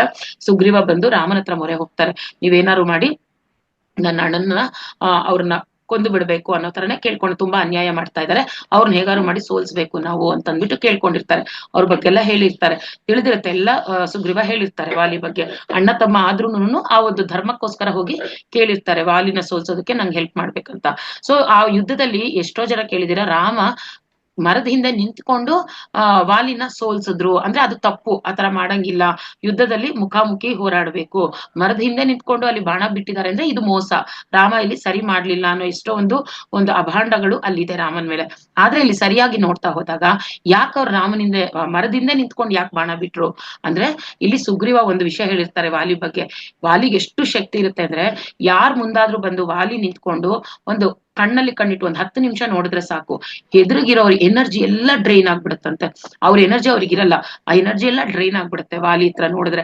ಸೊ ಆ ವಿಷಯವನ್ನ ರಾಮಂಗ್ ಹೇಳಿರ್ತಾರೆ. ಸೊ ಅದಕ್ಕೆ ರಾಮ ಏನ್ ಮಾಡೋದು, ಡೈರೆಕ್ಟ್ ಆಗಿ ಕಣ್ಣಿಗೆ ಕಣ್ಣು ಕೊಡಲ್ಲ ಅಷ್ಟೇ. ಆದ್ರೆ ಅವ್ರು ಬಂದು ಬೆನ್ನಿಂದ ಚೂರಿ ಹಾಕೋದು ಅನ್ನೋಂತ ಕೆಲಸ ಅವ್ರು ಮಾಡಿಲ್ಲ, ಡೈರೆಕ್ಟ್ ಆಗೇ ಮಾಡ್ತಾರೆ. ಆದ್ರೆ ಎಲ್ಲಿ ಕಣ್ಣಲ್ಲಿ ಕಣ್ಣಿಟ್ಟು ನೋಡಿದ್ರೆ ಆ ಎನರ್ಜಿ ಡ್ರೈನ್ ಆಗ್ಬಾರ್ದು ಅಂತ ಅವ್ರಿಗೆ ಕಾಣ್ದೇ ಇರೋ ತರ ಮರದ ಹಿಂದೆ ನಿಂತ್ಕೊಂಡ್ರು. Within a fraction of seconds ಅಲ್ಲಿ ಅವ್ರ ಆ ಬಾಣನ ಬಿಡ್ತಾರೆ. ಅದು ಆ ಗುರಿ ಅನ್ನೋದು, ಅದೂನು ರಾಮನ್ ನೋಡಿ ನಾವು ಕಲಿಬೇಕು. ಅಲ್ಲಿ ಮೋಸ ಮಾಡ್ಲಿಲ್ಲ, ಡೈರೆಕ್ಟ್ ಆಗಿ ಯುದ್ಧ ಮಾಡಿದ್ರು. ಅರೆ ವಿತಿನ್ ಫ್ರಾಕ್ಷನ್ ಆಫ್ ಸೆಕೆಂಡ್ಸ್ ಅಲ್ಲಿ ಆ ಎದುರು ಬಂದು ಆ ಒಂದು ಲುಕ್ ಅಂದ್ರೆ ಆ ಕಣ್ಣಿಂದ ಕಣ್ಣು ಕೊಡ್ದಂಗೆ ಆ ಎನರ್ಜಿಸ್ ಹೋಗ್ಬಾರ್ದು, ಅಷ್ಟು ಬೇಗ ಒಂದು ಮಿಂಚಿನ ತರ ಆ ಬಾಣವನ್ನ ಬಿಟ್ಟು ಅಲ್ಲಿ ವಾಲಿನ ಕೊಲ್ಲೋ ಒಂದು ಇಲ್ಲಿ ಸುಗ್ರೀವಂಗೆ ಹೆಲ್ಪ್ ಮಾಡ್ತಾರೆ. ಸೊ ಇದು ಮತ್ತೆ ಇಲ್ಲಿ ವಾಲಿ ಸುಗ್ರೀವಂದು ಇದಾದ್ಮೇಲೆ ಮತ್ತೆ ವಿಭೀಷಣ ರಾವಣನ ಯುದ್ಧ ಮಾಡುವಾಗ ವಿಭೀಷಣ ಬರ್ತಾರೆ, ನಾನ್ ನಿಮ್ ಜೊತೆ ನಿಮಗೆ ಹೆಲ್ಪ್ ಮಾಡ್ತೀನಿ, ಅಣ್ಣನ್ ಬಗ್ಗೆ ನಂಗೆಲ್ಲಾ ಗೊತ್ತು ಯಾವ ತರ ಏನು ಅಂತ. ಆದ್ರೆ ನನಗಲ್ಲಿ ಅನ್ಯಾಯಕ್ಕೆ ಸಪೋರ್ಟ್ ಮಾಡಕ್ ಇಷ್ಟ ಇಲ್ಲ, ಅಧರ್ಮಕ್ಕೆ ಸಪೋರ್ಟ್ ಮಾಡಕ್ ಇಷ್ಟ ಇಲ್ಲ. ಸೊ ನಾನ್ ನಿನ್ ಜೊತೆ ಬರ್ತೀನಿ ಅಂತ ರಾಮನ್ ಕಡೆಗೆ ಬಂದ್ಬಿಡ್ತಾರೆ. ರಾಮ ಇಲ್ಲಿ ಯಾರ್ ಪರ್ಮಿಷನ್ ಇಲ್ದೇನೆ ಅವ್ರ ಸೇನೆಯಲ್ಲಿ ವಿಭೀಷಣನನ್ನ ಆಕ್ಸೆಪ್ಟ್ ಮಾಡ್ಬೋದಿತ್ತು, ಆದ್ರೆ ಹಾಗ್ ಮಾಡ್ಲಿಲ್ಲ. ರಾಮ ಅಲ್ಲಿ ಸೇನೆಯನ್ನ ಎಲ್ಲಾರ್ನು ಕೂರಿಸ್ಕೊಂಡು ಅವ್ರ ಜೊತೆ ಯಾರ್ಯಾರು ಇಂಪಾರ್ಟೆಂಟ್ ವ್ಯಕ್ತಿಗಳಿರ್ತಾರೆ, ಸುಗ್ರೀವ ಇರ್ಬೋದು, ಹನುಮಂತ ಇರ್ಬೋದು, ಆತರ ಇಂಪಾರ್ಟೆಂಟ್ ಯಾರು ಇರ್ತಾರೆ ಅವ್ರನ್ನೆಲ್ಲಾ ಕೂರಿಸ್ಕೊಂಡು ಕೇಳ್ತಾರೆ, ಈ ತರ ವಿಭೀಷಣ ನಮ್ ಕಡೆ ಬರ್ತಾ ಇದಾರೆ, ನಾನ್ ತಗೋಬೋದಾ ಬೇಡ್ವಾ ಅಂತ. ಯಾಕೆ ಕೇಳ್ಬೇಕು ರಾಮ, ಎಲ್ಲಾ ಗೊತ್ತು ರಾಮಂಗೆ, ಆದ್ರೂ ಯಾಕೆ ಕೇಳಿದ್ರು ಎಲ್ಲರನ್ನ ಅವ್ರ ಇಂಪಾರ್ಟೆಂಟ್ ತಿಳ್ಕೊಳ್ಳೋಣ ಅವ್ರ ಡಿಸಿಷನ್ ಅಂದ್ರೆ. ಇದು ಅಷ್ಟೇ ನಾವ್ ಇಲ್ಲಿ ಕಲಿಬೇಕಾಗಿರೋದು. ನಾವೊಂದ್ ಫ್ಯಾಮಿಲಿಲಿ ಇರ್ತೀವಿ, ಫ್ಯಾಮಿಲಿ ಮೆಂಬರ್ಸ್ ಎಷ್ಟೊಂದ್ ಜನ ಇರ್ತೀವಿ, ಏನೋ ಒಂದು ಡಿಸಿಷನ್ ತಗೊಳ್ಳುವಾಗ ನಮ್ ಇಷ್ಟ ಬಂದಂಗೆ ನಾವ್ ಒಬ್ಬರೇ ತಗೊಳೋದಲ್ಲ, 4 ಜನರ ಜೊತೆ ಡಿಸ್ಕಷನ್ ಮಾಡಿ, ನಮಗಿನ್ನ ಜಾಸ್ತಿ ತಿಳ್ಕೊಂಡಿರೋರು ಎಷ್ಟೋ ಜನ ಇರ್ತಾರೆ ಫ್ಯಾಮಿಲಿಲಿ, ಅವ್ರಿಗೂ ಒಂದು ಅವಕಾಶ ಕೊಡ್ಬೇಕು, ಎಲ್ರು ಒಪಿನಿಯನ್ ತಗೋಬೇಕು, ಯಾವ್ದು ಸರಿ ಅನ್ಸುತ್ತೋ ಆ ಡಿಸ್ಕಷನ್ ಮಾಡ್ಕೊಂಡು ನಾವು ತಗೋಬೇಕಾಗುತ್ತೆ. ಅದನ್ನ ಅಲ್ಲವರು ತೋರಿಸಿದ್ದಾರೆ. ಸೊ ಇಲ್ಲಿ ಎಲ್ಲರನ್ನು ಅದೇ ಯಾವ ತರ ಏನು ಅಂತ ಕೇಳಕ್ ಹೊರಟಾಗ ಸುಗ್ರೀವ ಒಪ್ಪಲ್ಲ ವಿಭೀಷಣನ ಕರ್ಕೊಳ್ಳೋದು. ಯಾಕೆ ಅಂತ ಕೇಳಿದಾಗ ಸುಗ್ರೀವ ಹೇಳುವಂತ ಮಾತೇನು, ವಿಭೀಷಣ ಈ ತನ್ನ ಸ್ವಂತ ಅಣ್ಣನ್ನ ಬಿಟ್ಟು ಇಲ್ಲಿ ಬರ್ತಾನೆ ಅಂತಂದ್ರೆ ಅಲ್ಲಿ ವಿಭೀಷಣನೇ ಸರಿ ಇಲ್ಲ, ಅಣ್ಣನ್ನ ಬಿಟ್ಟು ನಿನ್ ಸಪೋರ್ಟಿಗೆ ಬಂದಿದ್ದಾರೆ ಅಂದ್ರೆ ವಿಭೀಷಣನೇ ಸರಿ ಇಲ್ಲ, ಹಾಗಾಗಿ ತಗೋಬಾರ್ದು, ಡೇಂಜರ್ ಅದು ನಮ್ ಸೇನೆಗೆ ಅಂತ ಹೇಳ್ತಾರೆ. ಅವಾಗ ರಾಮಂಗ್ ನಗು ಬರುತ್ತೆ. ಯಾಕೆ ಸುಗ್ರೀವನು ಅದೇ ಇದ್ರಿಂದ ವಾಲಿ ವಿರುದ್ಧವಾಗಿ ಸುಗ್ರೀವ ನಿಂತ್ಕೊಂಡು ಹೆಲ್ಪ್ ಕೇಳಿರ್ತಾರಲ್ಲಿ ರಾಮಂದು. ಇಲ್ಲಿ ಅವ್ರ ವಿಚಾರಕ್ಕಾದ್ರೆ ಒಂಥರ, ನಾವೆಲ್ರೂ ಮಾಡೋದ್ ಅದೇನೆ, ನಮ್ ವಿಚಾರಕ್ಕಾದ್ರೆ ಒಂದು ನ್ಯಾಯ, ಬೇರೆಯವ್ರ ವಿಚಾರಕ್ಕಾದ್ರೆ ಇನ್ನೊಂದು ನ್ಯಾಯ. ಸೊ ರಾಮ ನಕ್ಕೊಂತಾನೆ, ಇದು ನೀ ಮಾಡಿರೋದು ಅದೇನೇನೆ, ಇಲ್ಲಿ ವಿಭೀಷಣ ಮಾಡ್ತಿರೋದು ಅದೇನೆ, ಇಬ್ರು ಧರ್ಮಕ್ಕಾಗಿ ಮಾಡಿದೀರಾ, ಆತರ ಯೋಚನೆ ಮಾಡೋದ್ ಸರಿಯಲ್ಲ ನೀನು ಅಂತಂದ್ಬಿಟ್ಟು ಮತ್ತೆ ವಿಭೀಷಣನ ಕರ್ಕೊಳ್ತಾರೆ. ಇವ್ರ ಇದಕ್ಕೆ ಕರ್ಕೊತಾರೆ. ಸೊ ಇನ್ನು ನೆಕ್ಸ್ಟ್ ನಿಮಗೆಲ್ಲ ಗೊತ್ತಾಗಿದೆ, ಇದು ಹೇಳ್ತಾ ಹೋದ್ರೆ ಸಾಕಷ್ಟಿದೆ, ಸಮಯನೂ ಮುಗಿತಾ ಬಂತು. ಸೊ ಹಾಗಾಗಿ ನಾವಿಲ್ಲಿ ತಿಳ್ಕೊಳ್ಳೋದು ಈ ಒಂದು ರಾಮಾಯಣ ಅನ್ನೋದು ಆತ್ಮಾಯಣ, ಒಂದೊಂದು ಅಂತರಾರ್ಥವನ್ನ ತಿಳ್ಕೊಳ್ತಾ ಬಂದಾಗ ಸಾಕಷ್ಟು ರಾಮನಿಂದ ನಾವು ತಿಳ್ಕೊಳ್ಳೋದು, ಆ ಒಂದು ತತ್ವಗಳನ್ನ ಅಳವಡಿಸ್ಕೊಳ್ಳೋದು ಇದ್ದೇ ಇದೆ ಮಾಸ್ಟರ್ಸ್. ಸೊ ಹಾಗಾಗಿ ಏನೇನೋ ಅಭಾಂಡಗಳಿರ್ಬೋದು, ಸೀತೆಯನ್ನ ಯಾರೋ ಒಬ್ಬನ್ ಬಟ್ಟೆ ಹೋಗಿ ಒಂದ್ ಮಾತು ಕಟ್ಕೊಂಡು ಕಾಡಿ ಕಟ್ಟಿದ್ರು, ರಾಮ ಒಂದು ಪ್ರೆಗ್ನೆಂಟ್ ಅಂತಾನು ನೋಡ್ಲಿಲ್ಲ, ಕಾಡಿ ಕಟ್ಟಿದ್ರು ಅಂತ ಅವ್ರ ಮೇಲೆ ಎಷ್ಟೋ ಮಾತುಗಳಿದೆ. ಆದ್ರೆ ಇದ್ರಲ್ಲಿ ಯಾವ್ದ್ರಲ್ಲೂ ಸತ್ಯ ಇಲ್ಲ, ಅದ್ರಲ್ಲಿರೋ ಅಂತರಾರ್ಥ ನೋಡ್ಬೇಕು. ಕರೆಕ್ಟ್ ಹೋದ್ರು, ಕಳ್ಸಿದ್ರು, ಯಾಕೆ ರಾಮನು ಹೊರಟಿದ್ರು ಸೀತೆ ಜೊತೆ, ಅವಾಗ ಸೀತೆ ಒಬ್ಳನ್ನೇ ಕಳ್ಸಲ್ಲ, ನಾನು ಹೋಗ್ತೀನಿ ಅಂತ ಹೊರಟಿದ್ರು, ಆದ್ರೆ ಪ್ರಜೆಗಳು ಬಿಡಲ್ಲ. ಯಾಕಂದ್ರೆ ಈಗಾಗ್ಲೇ 14 ವರ್ಷ ವನವಾಸದಲ್ಲಿ ಇದ್ರಿ, ಕಷ್ಟಪಟ್ಟು ನಾವು ಅಶ್ವಮೇಧ ಯಾಗ ಮಾಡಕ್ಕೆ ಎಲ್ಲಾ ಕಡೆನೂ ಆ ಒಂದು ಕುದುರೆಯನ್ನ ಕಳಿಸಿ ಮತ್ತೆ ಗೆದ್ಕೊಂಡ್ ಬಂದಿದೀವಿ. ಈಗ ನೀನು ರಾಜ್ಯ ಪರಿಪಾಲನೆ ಮಾಡ್ಬೇಕು. ಯಾವಾಗ ಮತ್ತೆ ನೀನು ರಾಜ್ಯ ಪರಿಪಾಲನೆ ಮಾಡದೆ ಹೆಂಡತಿ ಜೊತೆ ಮತ್ತೆ ಹೋದ್ರೆ ಕಾಡಿಗೆ, ಇಲ್ಲಿ ವೀಕ್ನೆಸ್, ಈ ಒಂದು ವೀಕ್ನೆಸ್ ಗೊತ್ತಾಗ್ಬಿಡುತ್ತೆ ಶತ್ರುಗಳಿಗೆ. ನೀವು ಹೋದ ತಕ್ಷಣ ಮತ್ತೆ ಇಲ್ಲಿ ಯುದ್ಧಕ್ಕೆ ಯಾವುದೇ ಒಂದು ಕ್ಷಣದಲ್ಲಿ ಬರಬಹುದು, ಸೋಲ್ಬಹುದು. ಸೊ ನೀನ್ ರಾಜ್ಯ ಬೇಕು ಅಂತ ಅನ್ನೋದಾದ್ರೆ ತ್ಯಾಗ ಮಾಡ್ಲೇಬೇಕು ಹೆಂಡತಿನ. ಸೊ ಆ ಒಂದು ಇದಕ್ಕೆ ಎಷ್ಟೋ ಜನ ಅಲ್ವಾ ಲೋಕ ಕಲ್ಯಾಣಕ್ಕೋಸ್ಕರ ಫ್ಯಾಮಿಲಿ ಜೀವನನ ಬಿಟ್ಕೊಂಡಿರ್ತಾರೆ ಎಷ್ಟೋ ಜನ. ಸೊ ಆ ತರ ಒಂದು ತನ್ನ ರಾಜ್ಯ ಪರಿಪಾಲನೆ, ತನ್ನ ಪ್ರಜೆಗಳಿಗೋಸ್ಕರ ಅವರು ಸೀತಾದೇವಿ ಜೊತೆ ಹೋಗಲ್ಲ ಅಷ್ಟೇ, ಸೀತೆ ತಾನೇ ಇಷ್ಟಪಟ್ಟು ಹೋಗ್ತಾಳೆ. ಯಾಕೆ ತನ್ನ ಮಕ್ಕಳು ಒಂದ್ ಒಳ್ಳೆ ಸಂಸ್ಕಾರದಿಂದ ಅವಳಿಗೆ ಅಲ್ಲಿ ಬೆಳೆಸ್ಬೇಕು ಅಂತ. ಯಾಕೆಂದ್ರೆ ಸೀತೆ ಚಿಕ್ಕವಳಿಂದ ಪ್ರಕೃತಿ ಜೊತೆ ಬೆಳೆದವಳು, ಅವಳು ಋಷಿಮುನಿಗಳ ಜೊತೆ ಬೆಳೆದವಳು. ಸೊ ತನ್ನ ಮಕ್ಕಳು ಸಹ ಅದೇ ತರ ಬೆಳಿಬೇಕು, ಆ ಒಂದು ಪರಿಸರದಲ್ಲಿ ಬೆಳಿಬೇಕು, ಪಾಠಶಾಲೆ ಇರ್ಬೋದು, ಆಶ್ರಮಗಳಿರ್ಬೋದು ಅಂತ ಒಳ್ಳೆ ಪ್ರಕೃತಿ ಜೊತೆ ತನ್ನ ಮಕ್ಕಳನ್ನ ಬೆಳೆಸ್ಬೇಕು ಅಂತ ಆಸೆ ಪಟ್ಟು ಇಷ್ಟಪಟ್ಟು ಅವಳೇ ಹೋಗಿರ್ತಾಳಲ್ಲಿ. ಆದ್ರೆ ಎಲ್ರು ತಪ್ಪು ತಿಳ್ಕೊತಾರೆ ಇಲ್ಲಿ. ಲವಕುಶರು ಹುಟ್ಟಿದ್ಮೇಲೂ ಅದೇ ತರ ತಪ್ಪು ತಿಳ್ಕೊಂಡಿರ್ತಾರೆ ಅವ್ರ ಅಪ್ಪನ ಮೇಲೆ. ಅದೇ ಯಾವಾಗ ಈ ಸತ್ಯ ಗೊತ್ತಾಗುತ್ತೆ ಅವರಿಗೆ, ಅಪ್ಪನೂ ಹೇಳ್ತಾರೆ, ಸೀತಾದೇವಿನೂ ಹೇಳ್ತಾಳೆ, ಅದೆಲ್ಲ ತಿಳ್ಕೊಂಡ್ಮೇಲೆ ಲವಕುಶರ ಹತ್ರ ಬಂದು ರಾಮ ಕ್ಷಮಾಪಣೆನೂ ಕೇಳ್ತಾರೆ. ನಾನ್ ಮಾಡ್ಬಾರ್ದಿತ್ತು, ಕಳಿಸ್ಬಾರ್ದಿತ್ತು ಅವಳೊಬ್ಬಳನೆ, ಆದ್ರೆ ಆವಾಗ ಇದ್ದಿದ್ದು ಪರಿಸ್ಥಿತಿಗಳು ಆತರ ಇತ್ತು, ರಾಜ್ಯಕ್ಕೋಸ್ಕರ ನಾನ್ ಮಾಡ್ಬೇಕಾಯ್ತು, ಪ್ರಜೆಗಳಿಗೋಸ್ಕರ ಮಾಡ್ಬೇಕಾಯ್ತು ಅಂತ ಕೇಳ್ಕೊಂಡು ಲವಕುಶರು ಚಿಕ್ಕವರಾದ್ರೂ ಸಹ ಕ್ಷಮಾಪಣೆ ಕೇಳ್ತಾರೆ ಅವ್ರನ್ನ. ಸೊ ಅವಾಗಿಂದ ಇವರು ಲವಕುಶರಿಗೂ ಸಿಟ್ಟು ಹೋಗುತ್ತೆ ರಾಮನ ಮೇಲೆ. ಸೊ ಇಷ್ಟೆಲ್ಲಾ ವಿಚಾರಗಳಿದೆ, ಇನ್ನು ಸಾಕಷ್ಟಿದೆ. ಈಗ ಸಮಯ ಮುಗ್ದಿರೋದ್ರಿಂದ ಇಲ್ಲಿಗೆ ಎಂಡ್ ಮಾಡೋಣ masters. Thank you masters, thank you. Yes thank you so much madam. ಇಷ್ಟ ಬೇಗ ಮುಗಿದ್ಬಿಟ್ಟ ಅಂತ ಅನ್ಸ್ಬಿಡ್ತು ಮ್ಯಾಮ್ ಇದು ಕ್ಲಾಸ್.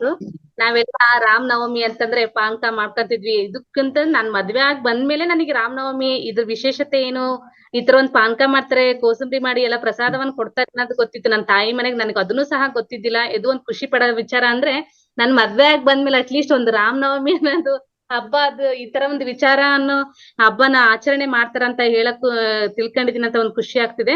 ಬಟ್ ಏನಪ್ಪಾ ಅಂತಂದ್ರೆ ಇವತ್ತಿನ ಕ್ಲಾಸ್ ಹೇಗಿತ್ತಂತಂದ್ರೆ ಧರ್ಮ ಅಂದ್ರೆ ಏನು, ಅಧರ್ಮ ಅಂದ್ರೆ ಏನು, ಆತ್ಮಕ್ಕೆ ಧ್ಯಾನ, ನಮ್ಮ ದೇಹಕ್ಕೆ ಸ್ನಾನ, ಇಂತ ಹಲವಾರು ವಿಚಾರಗಳನ್ನ ತಿಳಿಸಿದ್ರಿ. ಮತ್ತೆ ನೋಡಿ ಸುಮಿತ್ರೆ, ಕೈಕೆ, ಕೌಶಲ್ಯ ಇವೆಲ್ಲ ಹೆಸರು ಸುಮ್ನೆ ಅನ್ಕೊಂಡಿದ್ವಿ, ಬಟ್ ಅದ್ರ ಹಿಂದೆ ಇರುವಂತ ಅರ್ಥ ಇವತ್ತು ತುಂಬಾ ತಿಳ್ಕೊಂಡಿವಿ ma'am. Thank you so much.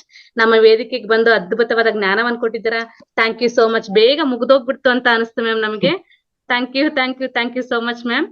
Masters madam class ಇವತ್ತು ಹೇಗಿತ್ತು? ಹೇಳೋದೇ ಬೇಡ, ಅದ್ಭುತವಾಗಿತ್ತು. ಅದೇ ರೀತಿ ಯಾರಿಗಾದ್ರೂ ಪ್ರಶ್ನೋತ್ತರ ಆಗಿರ್ಬೋದು, ಅನಿಸಿಕೆ ಅಭಿಪ್ರಾಯ ಆಗಿರ್ಬೋದು ಮಾಸ್ಟರ್ಸ್ ಹ್ಯಾಂಡ್ ರೈಸ್ ಮಾಡಿ ನಿಮ್ಗೆ ಅವಕಾಶ ಇರುತ್ತೆ. ಅದೇ ರೀತಿ ನಿನ್ನೆ ವಿಡಿಯೋ ಇವತ್ತು ಚಾಟ್ ಬಾಕ್ಸ್ ಅಲ್ಲಿ ಇದೆ. ಲೈಕ್ ಮಾಡಿ, ಶೇರ್ ಮಾಡಿ, ಕಾಮೆಂಟ್ಸ್ ಮಾಡಿ ಮಾಸ್ಟರ್ಸ್. ತುಂಬಾ ಜನ ಲೈಕ್ ಮಾಡೋದ್ರಿಂದ ಬೇರೆಯವ್ರಿಗೆ ನೋಡ್ಲಿಕ್ಕೆ ಅವಕಾಶ ಆಗುತ್ತೆ. Thank you so much masters.